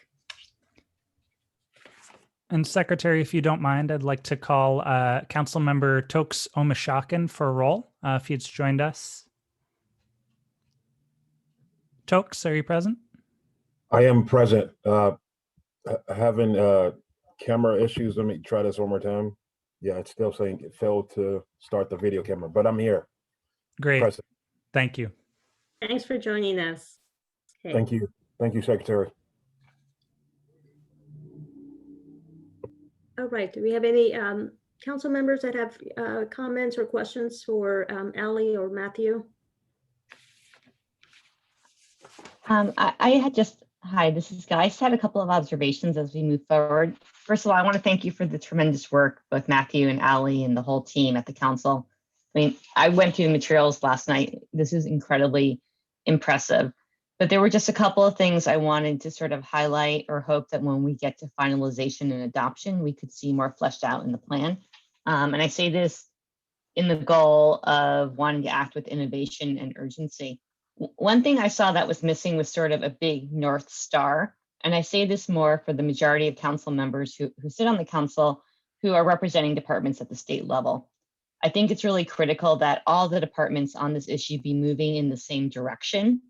And without that North Star to take back to your departments, to talk to your teams and staff, I want to give you that tool to make it better. And I use this as an example, which I don't want to necessarily discuss today, but I think a great example is what's happening right now, the disconnect between CIDLAC, HCD, and TCAC when it comes to the production of ELI and supportive housing.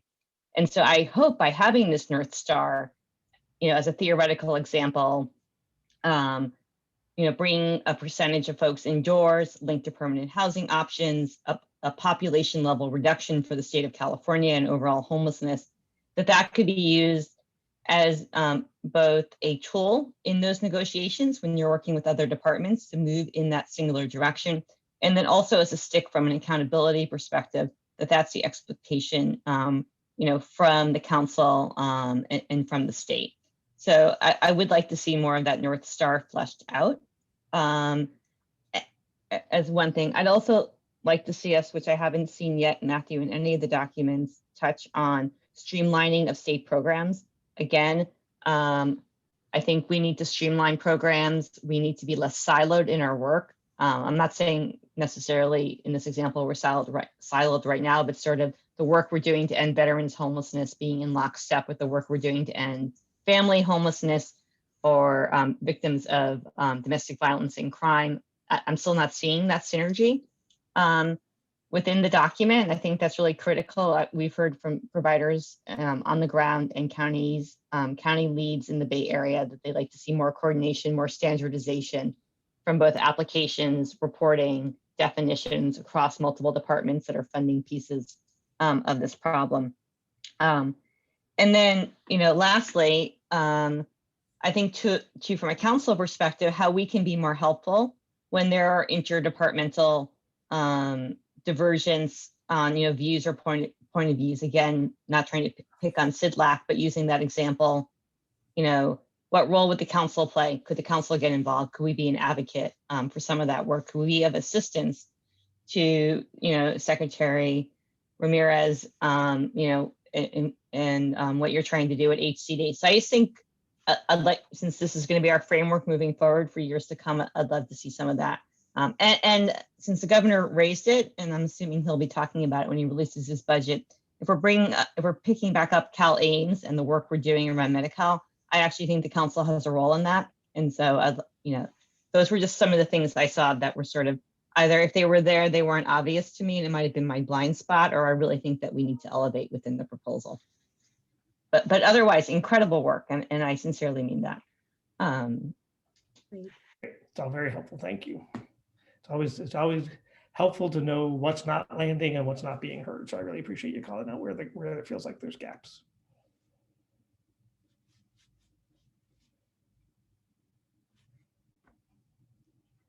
I would say to the extent that, and maybe not in this first go around, but the extent that we set targets,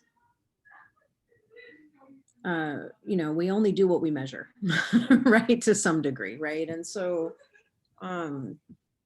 how we're, you know, whatever the reductions, percentage reductions, or numbers of units or numbers of people or whatever that is. And I think it probably should be all of those things, right?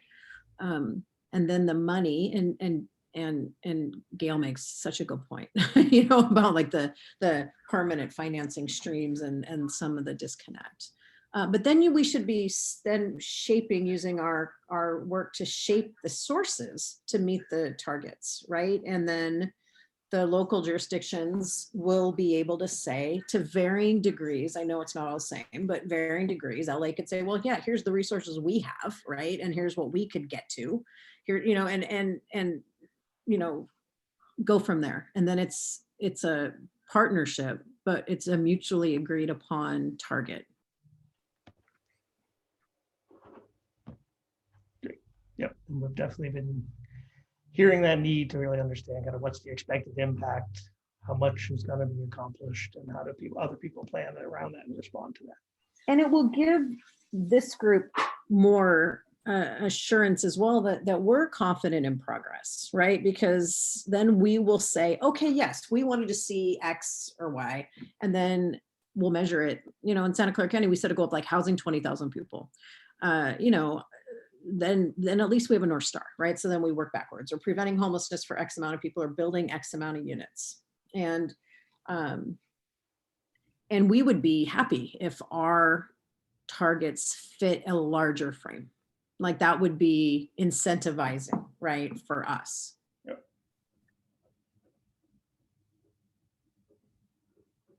Great, very helpful, thank you. Thank you. Those are all really very good points. And I know sort of in the interest of time, maybe what we'll do is go to public comment, Evan, and see if there are any comments from members of the public today on this item. Sure. Thank you, Secretary. So as a reminder to members of the public who'd like to make a comment, please press the raised hand icon on your screen, or if you're joined by telephone, press *9.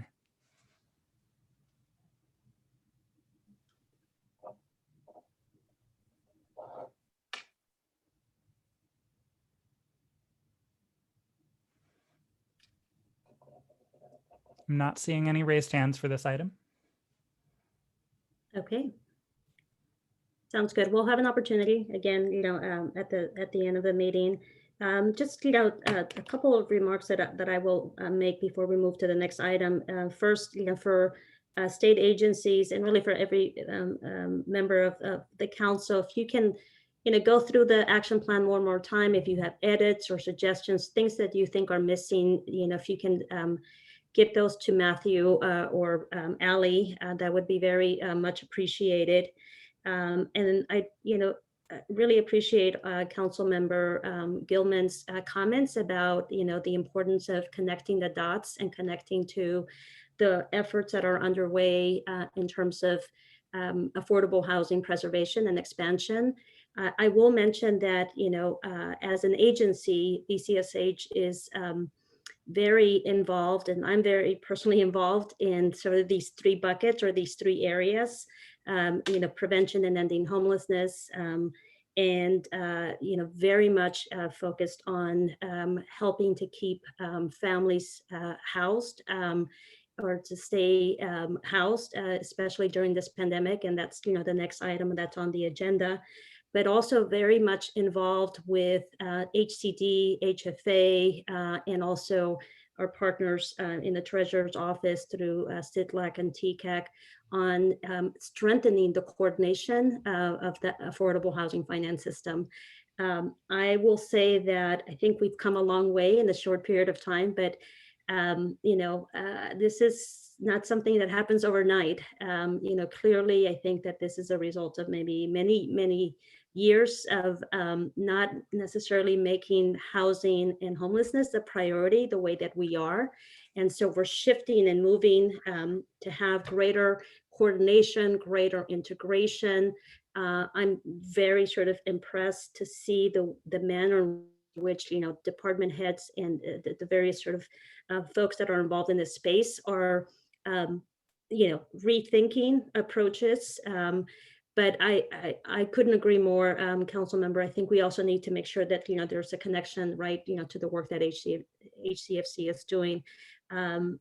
As a, you know, secretary of the agency, I try to do my best to connect the dots. And so maybe I think moving forward, you know, just having the opportunity to be able to do what we're going to do next, which is next on the agenda, you know, item number 6, we have an update on the eviction prevention efforts. And, you know, we've asked our Deputy Secretary for Housing, Lynn Van Kook Liebert, to join us for this item. And so I think, you know, this is all really good feedback. I think as we continue strengthening HCFC, thinking of ways to connect the dots across will be really important. And so with that, we're moving now to item number 6. And Lynn, I'm going to go ahead and turn it over to you. Thank you, Secretary. And I'm going to actually turn it right back to Allie, who is going to do the first slide, and then she'll hand it back to me. Okay, great. Musical chairs. Yeah, so just a quick sort of framing of the conversation before we hand it over to Lynn. So Evan, if you could go to the next slide real quick. So there's been a lot of conversations we've been having in relationship to AB 3088 and just sort of homelessness prevention, CRF funding, targeting, and really sort of a swirl around what do we mean by all of these different terms. And so wanted to just quickly ground all of us in sort of what we mean when we're going to be saying these things throughout the presentation, in hopes that can sort of help folks sort of have some common terminology. So the National Alliance to End Homelessness actually put out this slide. We can't take credit for this, but we think it's really valuable in terms of how the framing of these different terms are playing out and are impacting the homelessness system directly. So in our work, we're always sort of thinking about how are all of these different things actually impacting people experiencing homelessness. And so the first sort of term we normally talk about is diversion, which has a really strong impact and a high impact on the homelessness system. Diversion, and what we mean when we say that, is really targeted to folks who have just become homeless, who have just lost their housing, maybe are showing up at a door of a shelter for the very first time, really trying to catch them and provide some services and supports after they have just lost housing. So that is often and usually primarily funded by the homelessness systems. And so all of the funding we're putting out across the state for homeless systems often are being targeted in that way. The second thing that we talk a lot about is homelessness prevention. And so depending on how that is targeted, it often can have sort of a mid impact on homelessness. I'll talk a little bit about this after Lynn presents on her pieces, but how we go about targeting homelessness prevention is really critical. And there are only a handful of things that we really know that are predictive. And so targeting this towards extremely vulnerable people who are about to lose their housing. That doesn't necessarily mean folks who are about to be evicted. That means folks that are either in informal situations, are living with a friend, but it's no longer a tenable situation, potentially are about to be evicted, but folks that are really about to become homeless out of a range of different situations. Those can be funded by sort of, as the Alliance puts it here, mainstream feeder systems or homelessness systems. But ideally, we're often sort of encouraging folks to only prioritize funding in this way if they really feel like they've got a handle on serving the people that are already experiencing homelessness. The third part of this is what Lynn's about to talk about, is eviction prevention. So when we say it has a low impact on homelessness systems, what we mean by that is that the research sort of suggests and estimates that somewhere between 10 to 25% of people that are evicted will eventually become homeless. That doesn't necessarily mean right off the bat they become homeless. And so it's a smaller percentage of the broader group of folks that are being evicted and that we'd want to prevent from being evicted. And so there's a portion of that group that very likely could become homeless, but it's not sort of the full group. And so really targeting that to low income people who have received eviction notices is sort of the way that the Alliance frames that, funded by a whole range of federal, state, and local funds, but usually very targeted around housing funds, not homelessness funds, because the homeless system cannot also absorb the eviction prevention crisis, or the eviction crisis that we think might be coming our way. So just a little bit in sort of when we're saying those different words, what we mean, how we're thinking about them within HCFC staff, and sort of to have in your mind as Lynn goes into what she's going to be talking about with AB 3088, we thought might be a little bit helpful. And then I'll talk a little bit more at the end about sort of the homelessness prevention piece in particular. So with that, Lynn, the stage is yours. Great. Thank you, Allie. Could I ask for the next slide, please? Great, thank you. Okay, so just to give you a quick overview of what we were asked to do as related to stakeholder engagement.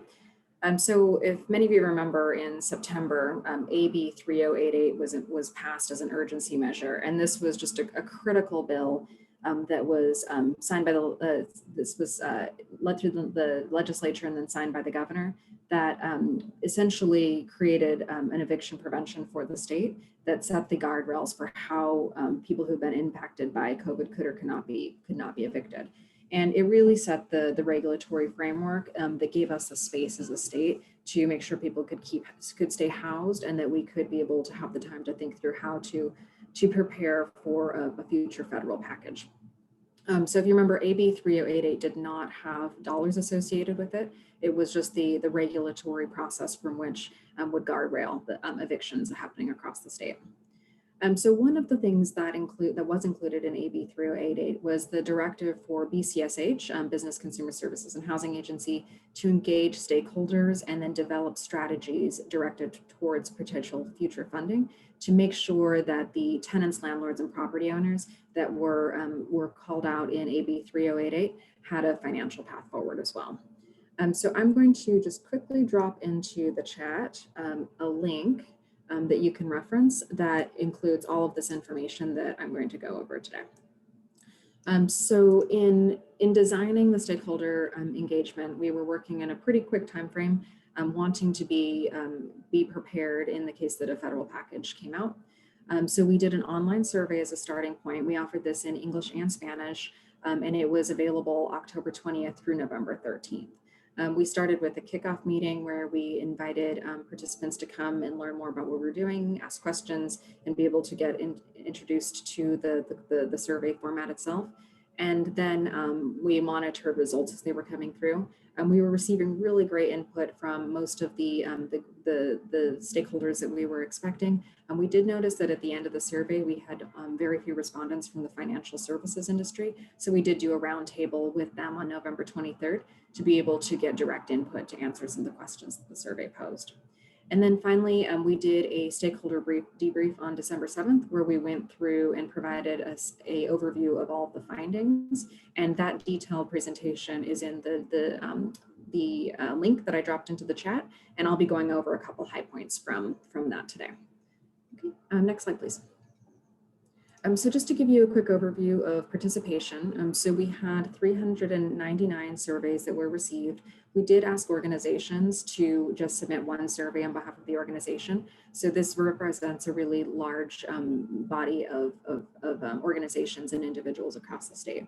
You can also see on the map on the right-hand side of the screen, those are based off of the zip codes that participants entered, so you can see the geographical distribution around the state. Local jurisdictions were the largest respondents. They represented 28% of respondents, followed by homeowners at 24%, non-for-profits at 21%, tenants at 20%, affordable housing developer providers at 11%, landlords 11%, and forward. So that gives you a view for where the information is coming from. Next slide, please. So the way that we structured the survey was, first we started with just a very broad question, kind of where should we be spending dollars? What are the areas that you're most concerned about? And where should we prioritize future resources? And so as you can see on the left hand of the slide, the top response was assisting persons experiencing homelessness with risk of COVID-19 exposure, followed by rehousing assistance to support people to exit homelessness successfully, including short to medium term assistance, and then followed also by assistance for low and moderate income tenants and landlords. And we could see these trends that were displayed in this first question really carry through the remainder of the survey. We also provided room for people to provide open-ended responses. And so on the right-hand slide, you can see also the thematic groupings of what people were concerned about. And in this case, you can see affordable housing development, health and social services, legal services, grant assistance, and public education and outreach were also top of people's mind. Next slide, please. The way that we structured the questions, we used the HEROES Act 2.0 as our baseline. So we looked at what programs had been proposed in that bill, and then used that to extrapolate where we had state discretion, and we focused our questions around those places. So there were 5 programs that were housing related, and so we asked very specific questions about eligible uses and priorities for that spending, and then also allocation methods within those various HUD and Treasury programs. So you can see for emergency rental assistance that the priorities for eligible uses were assistance for tenants on unpaid utility and rent payments up to 12 months to prevent evictions, followed by short and medium term assistance with rent for rehousing people experiencing homelessness. And again, you see that on people's minds, security deposits, legal services, temporary shelter, affordable housing development also were top points. Next slide, please. For the emergency solution grant for HEROES, which is broader than the rental assistance, which was a very specific carve-out program. Again, you can see emergency shelter, rapid rehousing, homeless prevention, hotel motel vouchers stood out in people's minds about where the priorities were. And again, health services and public education were also on top of mind. Next slide. For community development block grant, this program is a little bit different because it just has a different operating model. But here you can see housing assistance still came to the top, including short-term rental assistance, public services followed second. And then again, affordable housing development, loud and clear. Next slide, please. And then finally, the last question on funding was around the Coronavirus Relief Fund. And this is the program that's fairly unrestricted that goes through the Department of Treasury. This is the flexible dollars that come directly to state and local entities. And in this case, we asked the question a bit differently given the expansive nature of that program. And ranked priority was ensuring Californians achieve and maintain stable housing, followed by preserving and producing housing for Californians, then strengthening California's homeless crisis response and rehousing system, and finally developing and connecting people to jobs and reactivating a more resilient economy. Again, people provided open form comments that were related to health and human social services, local government's assistance, and grant assistance for nonprofits and community-based organizations. Next slide. And when we put that all together and we looked at it in relation to the California state entitlement and then the direct allocation that would go to the direct allocation for the state, and then from that, then the subset, which would be then the estimated state allocation, you can get a feel for within the HEROES Act what the funding distribution looked like, and then again see the trends in terms of eligible uses looking across the full portfolio. So we did this for a couple reasons. One, we did it because we thought it was a good way to begin to have those strategic conversations, both the state and the local level, about how to look across the entire package as a portfolio and think about strategies for program and funding implementation. And the other thing too is it began to help us understand the scale of impact. And so we did some very top level state aggregate analyses to say at these dollar values, looking at these priorities, how many households would we be able to impact? And so this just gives a snapshot of kind of what we could do within the HEROES Act 2.0 construct. And Ali did ask me to kind of give an update on like where the current package is. And so I think going from this slide, you can then see the first big change in the current bill that's under discussion with Congress and the Senate is that there's the bipartisan COVID-19 relief bill, which is currently under discussion, and the total package is valued at $908 billion versus the HEROES Act 2.0, which was based at $2.2 trillion. So the numbers have contracted quite a bit from when we did this exercise. This is being split into 2 bills, and the bill that I think we're watching very closely is the $748 billion bill, which includes $25 billion in rental assistance that would go through the Coronavirus Relief Fund. In the bill, as it's currently drafted, it includes, and was published on December 14th, it includes emergency rental assistance including 1 month and had 1 month extension of the federal eviction moratorium, so taking it to January 31st, 2021. Also importantly, because we do know that there are trends in terms of people using their unemployment insurance to pay their rental costs, it does include the unemployment assistance program again.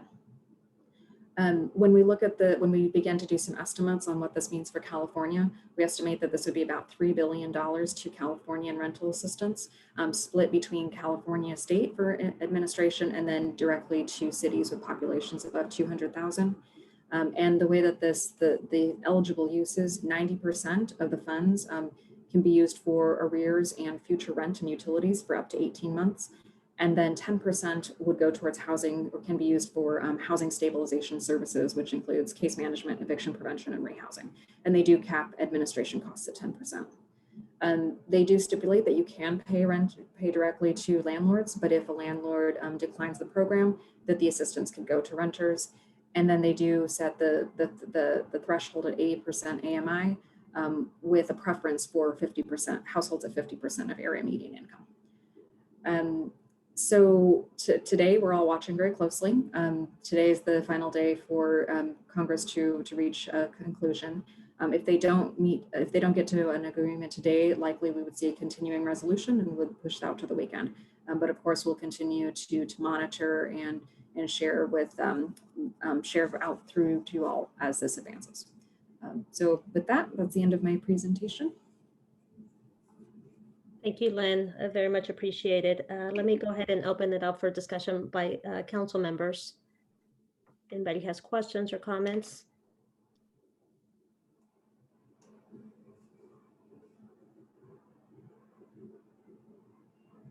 I would just, express my appreciation to the agency for taking the time and having the interest to engage stakeholders around priorities and programs. So, I think that is a really beneficial effort.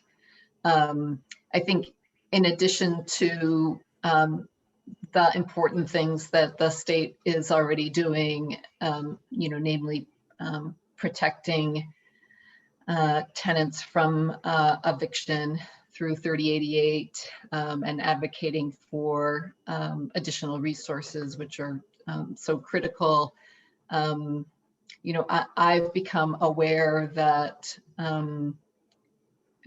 many renters were doing anything and everything they could to pull together the rent each month. And I think as a result, there are tenants who have been able to pay the rent, but they have put themselves in debt. And no doubt some of that debt is very predatory.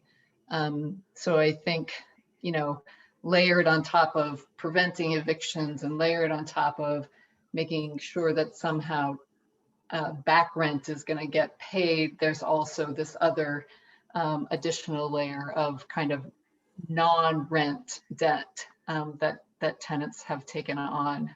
So I just think that that's another challenge to be aware of for us to try and address. Thank you. That's a really important point. Thank you.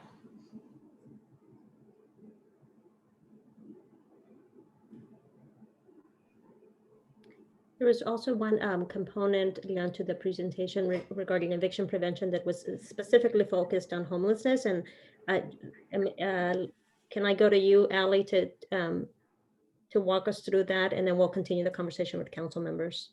Yeah, absolutely.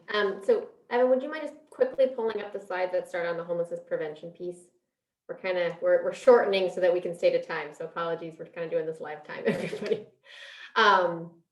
But I think in the context of some of the things that are being said and given the work that we specifically are tasked to do in the Homeless Coordinating and Financing Council work, there's just a couple of things that we thought would be important to highlight as local communities are thinking about how to potentially spend additional resources, as the state is thinking similarly. We've been doing just some looking into how to best target. And so some of the things we just wanted to raise for folks to keep in mind and think about as they're thinking about homelessness prevention efforts in their communities, is that we really learned that targeting strategies that will be accessible to people with the greatest risk of becoming homeless is really critical. And so oftentimes, as we think about some of the ways we give out additional rental supports or services, we appreciate these things need to be happening really quickly. We do think there are some ways to try to target and prioritize to ensure that folks that are most at risk can get access. And so some of the things that we have seen that are useful or have shown to be effective is people with prior experiences of homelessness are often one of the best predictors for people that will become homeless if not supported or served. And so trying to think about ways in the community you could be doing some awareness of or prioritization or targeting around people that have been experienced homelessness in the past and are potentially about to lose their housing again. They are often most at risk. Households with extremely low incomes is also another good sort of proxy for this. So you're hearing Lynn talking a little bit about that prioritization within the federal package right now. We are very encouraging of sort of thinking about even a little further down if you're really trying to prevent homelessness with some of that funding for extremely low income households. And then a thing that we're still trying to think through, that when we say eviction prevention versus homelessness prevention, one of the things that in that translation around homelessness prevention that's really important is people that are staying in more informal living situations that might not have a formal lease to be evicted from. And so trying to figure out within that continuum, as we like to think about it, how we're really trying to capture and target funding and have it be accessible to folks that are in a range of different kinds of living in situations, but that also might be on the brink of losing that housing. And then just wanted to call everybody's attention to this resource from the Urban Institute about really deploying resources into the most highly impacted neighborhoods. So we've been hearing, they put together this incredible resource that you can filter by county or by continuum of care. So I've thrown up Sacramento as an example, but they've brought it down by census tract to really determine where to prioritize emergency rental assistance to keep renters in their home by mapping neighborhoods where low-income renters are sort of at greatest risk for housing instability or homelessness. And they've sort of gone into their methodology for that. If folks are interested, the link is there. But really trying to take a look at ensuring that these communities in particular are able to be reached by whatever intervention is being put into the community is really critical.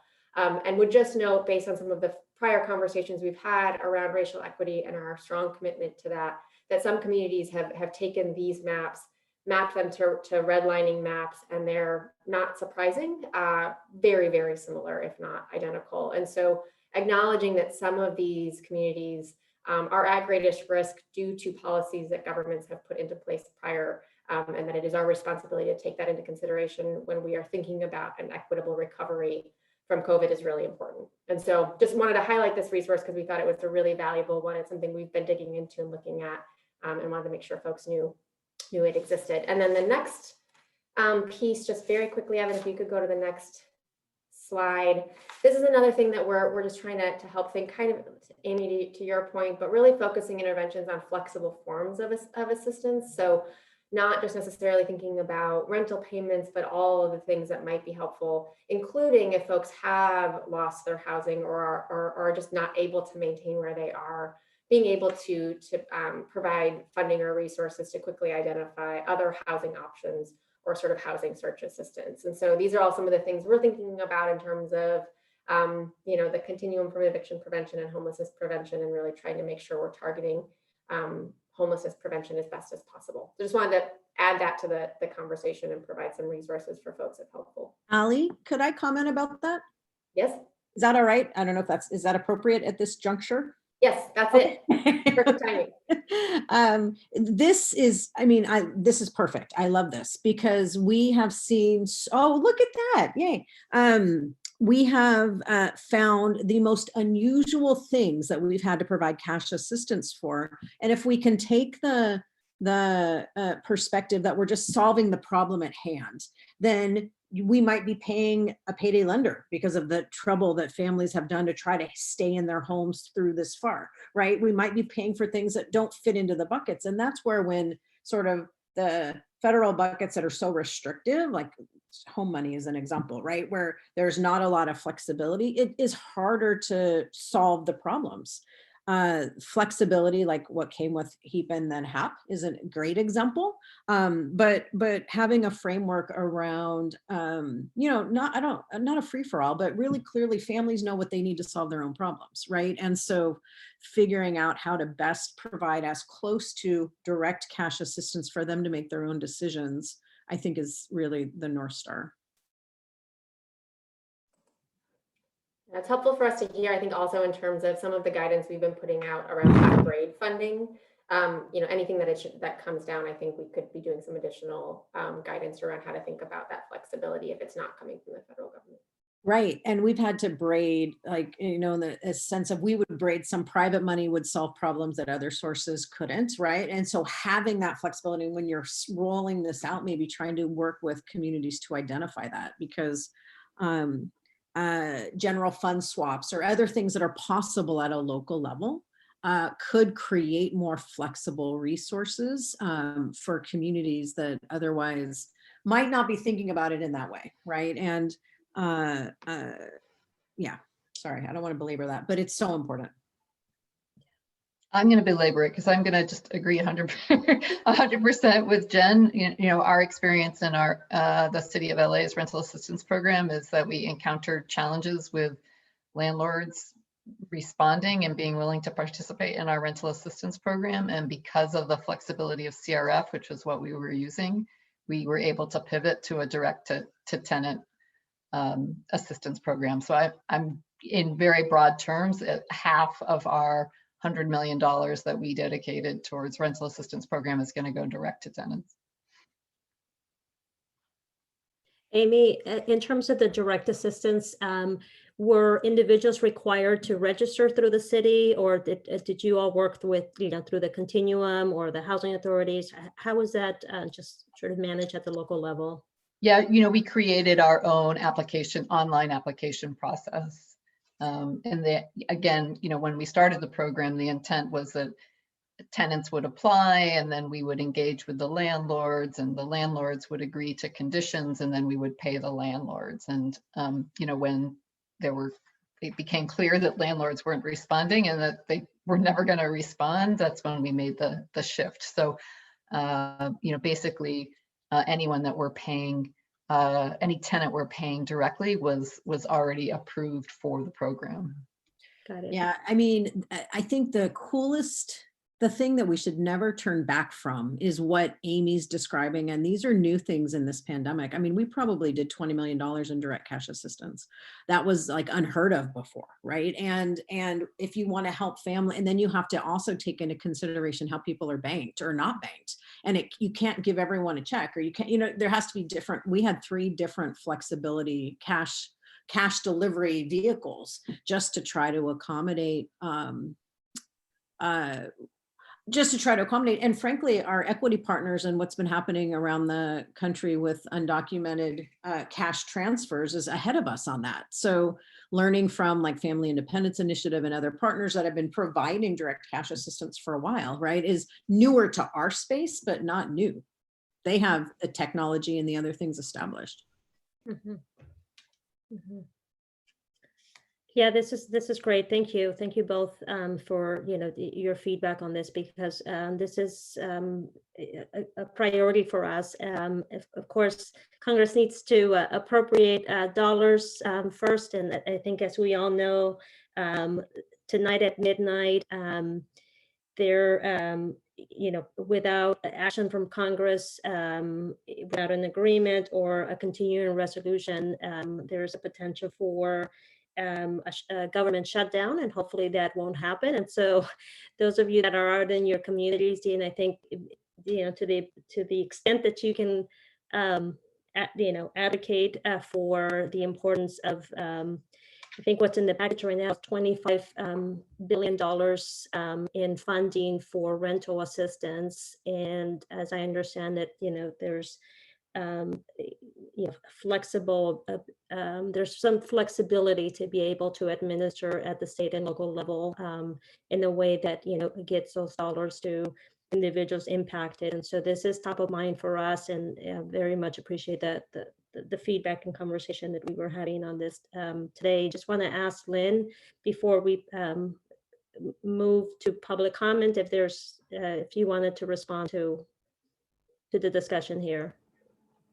I'm just really grateful that I was able to hear this feedback, because I think we've been working for a number of months on modeling out how to be able to use these resources to get to those that we need to target most urgently, and hearing this perspective is very timely and very helpful. So thank you. And please do continue to provide more feedback as we work over the next couple of weeks, because I think these are going to be, if a bill passes, we're going to be moving on all fronts. So just keep that connection open. Great. Evan, just want to turn to you to see if we have public comment on this item. Sure. Thank you, Secretary. So as a reminder, for anyone who'd like to make a public comment, please raise your hand in the meeting window or press *9 if you're connected by telephone.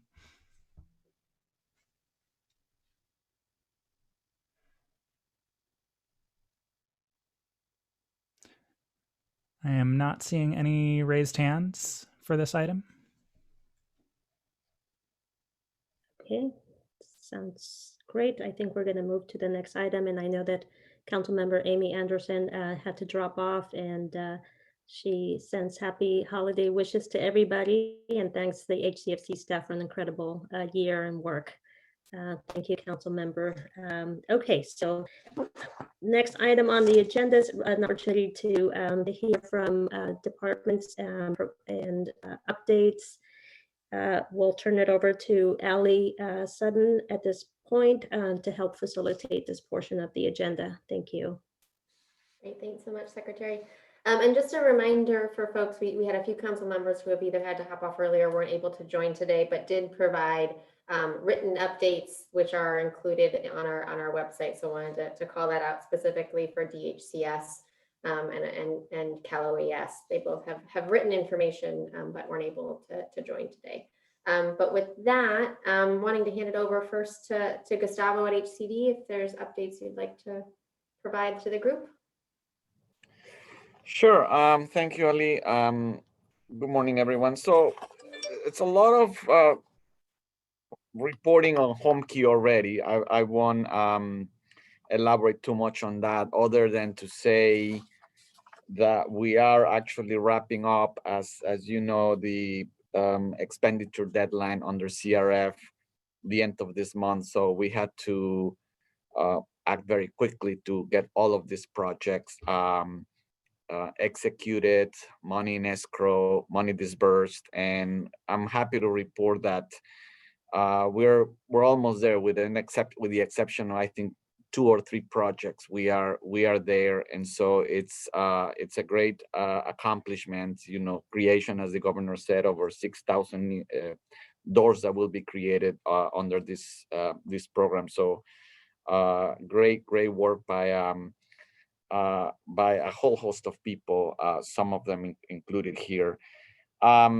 I also want to mention that, one of the features, of course, in today's meeting was just to reflect on the year and all the accomplishments. And one thing that I always like to point out is the great coordination between the state and our local jurisdictions. And one thing that wasn't mentioned that I want to bring it up is our No Place Like Home program, which is very important in the context of what this council is charged with. And we put out more than $400 million to the large counties for the No Place Like Home program. These are dollars that go straight to the large counties for projects under No Place Like Home, and then an additional almost $200 million for competitive projects across the state. And that was all done this year. We have a great new annual report on No Place Like Home that will be released on Monday. So if you all want to learn more about specific projects that have been completed this year under No Place Like Home. You will be able to see all of that next week with the No Place Like Home annual report. CARES Act, very important to continue, especially ESG, the Emergency Solutions Grant, very important in the context also of what this council does. We are about to award the $253 million under Tranche 2. Tranche 1 has already been issued, but Tranche 2, we are actually signing all the letters today so that those amendments from Tranche 1 can be augmented by Tranche 2, 40 jurisdictions in total. So that's something that is moving also rapidly to make sure that this is done within the next 3 to 4 months. And in the context of the CARES Act, we obviously technical assistance is very important, and now we hear great hopes about additional stimulus, additional support. So technical assistance and coordination around technical assistance will be very important. And I know there is a committee that is looking at this with Ali and our partners at DSS and HCD, involve others. So we're making sure that technical assistance is well coordinated and that we maximize the use of all of these TA resources across the state. So those are my quick updates. Great, thanks so much, Gustavo. Lots to update in a very short period of time, so I appreciate that. Similarly, going to ask Corinne at CDSS to try to do the same thing of capturing a ton of work in a short period of time. Handing over to you, Corinne. Yeah, perfect. I promise to be swift. I just want to highlight one thing. We already heard the great news. I'll just quickly say, sorry, Corinne Buchanan with the California Department of Social Services.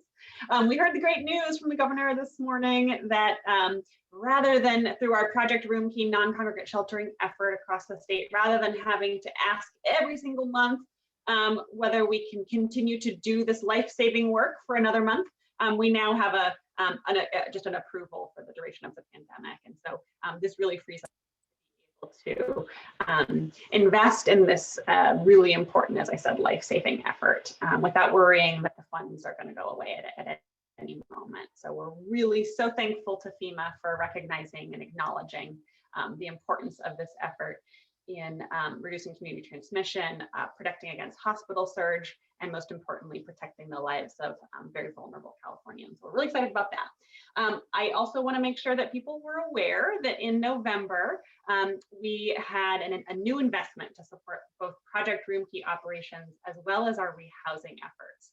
So $62 million in disaster response funds were made available through the Department of Social Services to our county and tribal partners who are implementing Project Room Key. As I mentioned, it's funding specifically to allow us to continue to do this work. We know we have a 25% local cost share, so these dollars can really go towards that cost share to keep Project Room Key sites open for the duration of the pandemic, while also investing in rehousing efforts to make sure that people who are leaving Project Room Key don't return to homelessness when they exit. So support for placement into supportive housing and other housing interventions. So we're really pleased, and we'll be launching a technical assistance effort in January aimed at supporting counties and standing up these efforts, especially around what we call rehousing surges, where we can bring many resources to bear to support exits from Project Room Key into forever homes. So we have a number of other updates in our written materials on the other programs that the Department of Social Services administers, but I'll leave it at that for now for the sake of time. Thanks, everyone. Thanks, Corinne, appreciate that. And then Caltrans Tokes, do you have anything you'd like to update the group on? No key updates from me. Okay. Thank you. No worries, great. And then Calvet, I know Russ, there was a written update, but anything else you'd like to add to that or highlight from it, please? Sorry, I'm trying to get to the mute button. No, just the written comments there, the big update on the Veterans Housing and Homeless Prevention Program, the 4 sites that completed construction and opened up. Big thanks to the HCD folks and the HFA folks that help make that all happen. It's just a wonderful program. So next round of guidelines starts to, I think it's coming out in January for round 6 of that program, $200 million that will be issued out for more housing. Great, thank you. And then just wanted to provide a couple additional updates on the HCFC side. You all have heard about the rigorous work happening with HGIS and our action plan staffing efforts already. But a couple things just to note, in addition to those pieces, the HAP Round 2 application, just a reminder, is open due January 23rd. In addition to that, you heard Gustavo mention and Corinne mention the TA efforts, the technical assistance efforts happening across the state right now, and the coordination around that. HCFC has about $6 million of technical assistance RFPs out on the street right now, and are reviewing proposals for that across 4 separate topics. So just for folks' reference, there'll be one technical assistance contract on sort of youth interventions, one on racial equity, one on permanent housing, and one around systems performance. With just a note on that systems performance one in particular, we're really hoping that gets to some of the data quality and data use and data analytics piece that was mentioned earlier, and trying to provide technical assistance to communities to more rigorously look at their HMIS data and use it to inform their practices. Also wanted to mention both HEAP and HAP annual reports will be due January 1st. So we'll be coming out with some additional efforts from grantees on sort of where those 2 programs are at funding wise later at the beginning of the new year, but that those are coming in. And that I would be remiss if I didn't mention that HCFC is hiring. So we have a grants director position open that is closing soon. And we think that you all are often our best recruiters. And so wanted to just mention that position is open, as well as our director of statewide policy positions. So 2 really critical leadership positions within the council that we're very excited to get filled. So if folks know of any good folks that are passionate about the work, please let us know. We'd be happy to talk with them more about those roles. And then as well, if you know anybody on the technical side of things, we are still recruiting 2 positions, 2 more IT positions for our HGIS work, and an executive assistant as well. So all of those are posted up on our website. Appreciate you all helping to build our team as best you can, and anyone you think might be interested. Julie and I are more than happy to talk to anybody that might be interested in one of the roles. And with that, I think we're done with departmental updates. So I'll hand it back over to you, Secretary. Thank you so much, Ellie. Thank you everyone for your updates, and again for the tremendous work this year. Moving on to item number 8, future meeting agendas.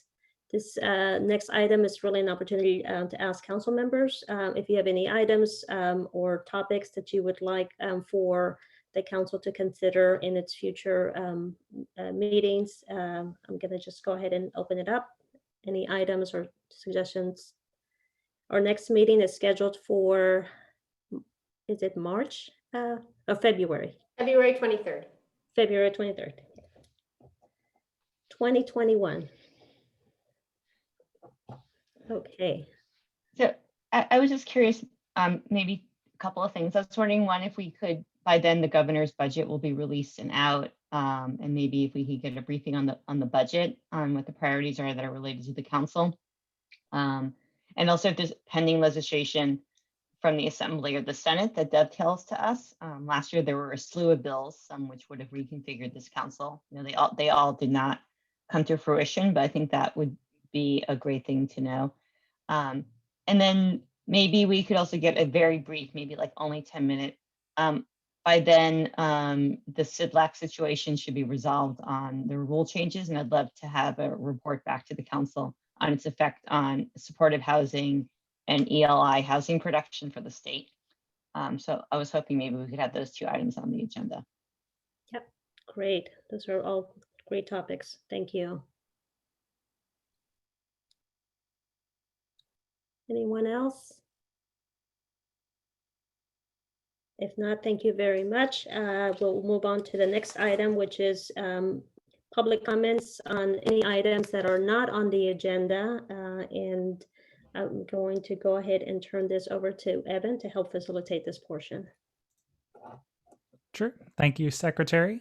So if we have any members of the public who'd like to comment on items that are not on the agenda for today's meeting, this is the time to raise your hand in your meeting window, or if you're connected by telephone, press *9. So it looks like we have our first comment from Helene Schneider. Your line is open. Great. Good morning, everyone. And just want to first thank you all for all your work this past year. I'm Helene Schneider, the Regional Coordinator for the U.S. Interagency Council on Homelessness, and been interacting with many of you over the year. And if I haven't, I'd love to be able to do so moving forward into 2021. What a tremendous year it's been. Really want to continue partnerships between federal partners and yourselves, also into local communities.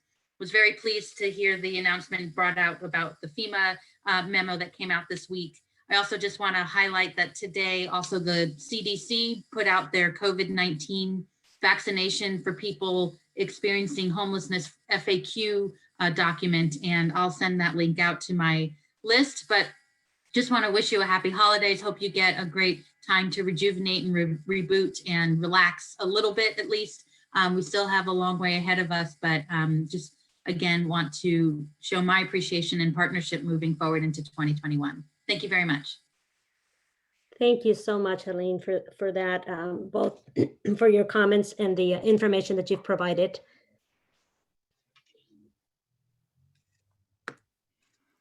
I don't see any more raised hands at this moment. We can give another couple seconds if you'd like.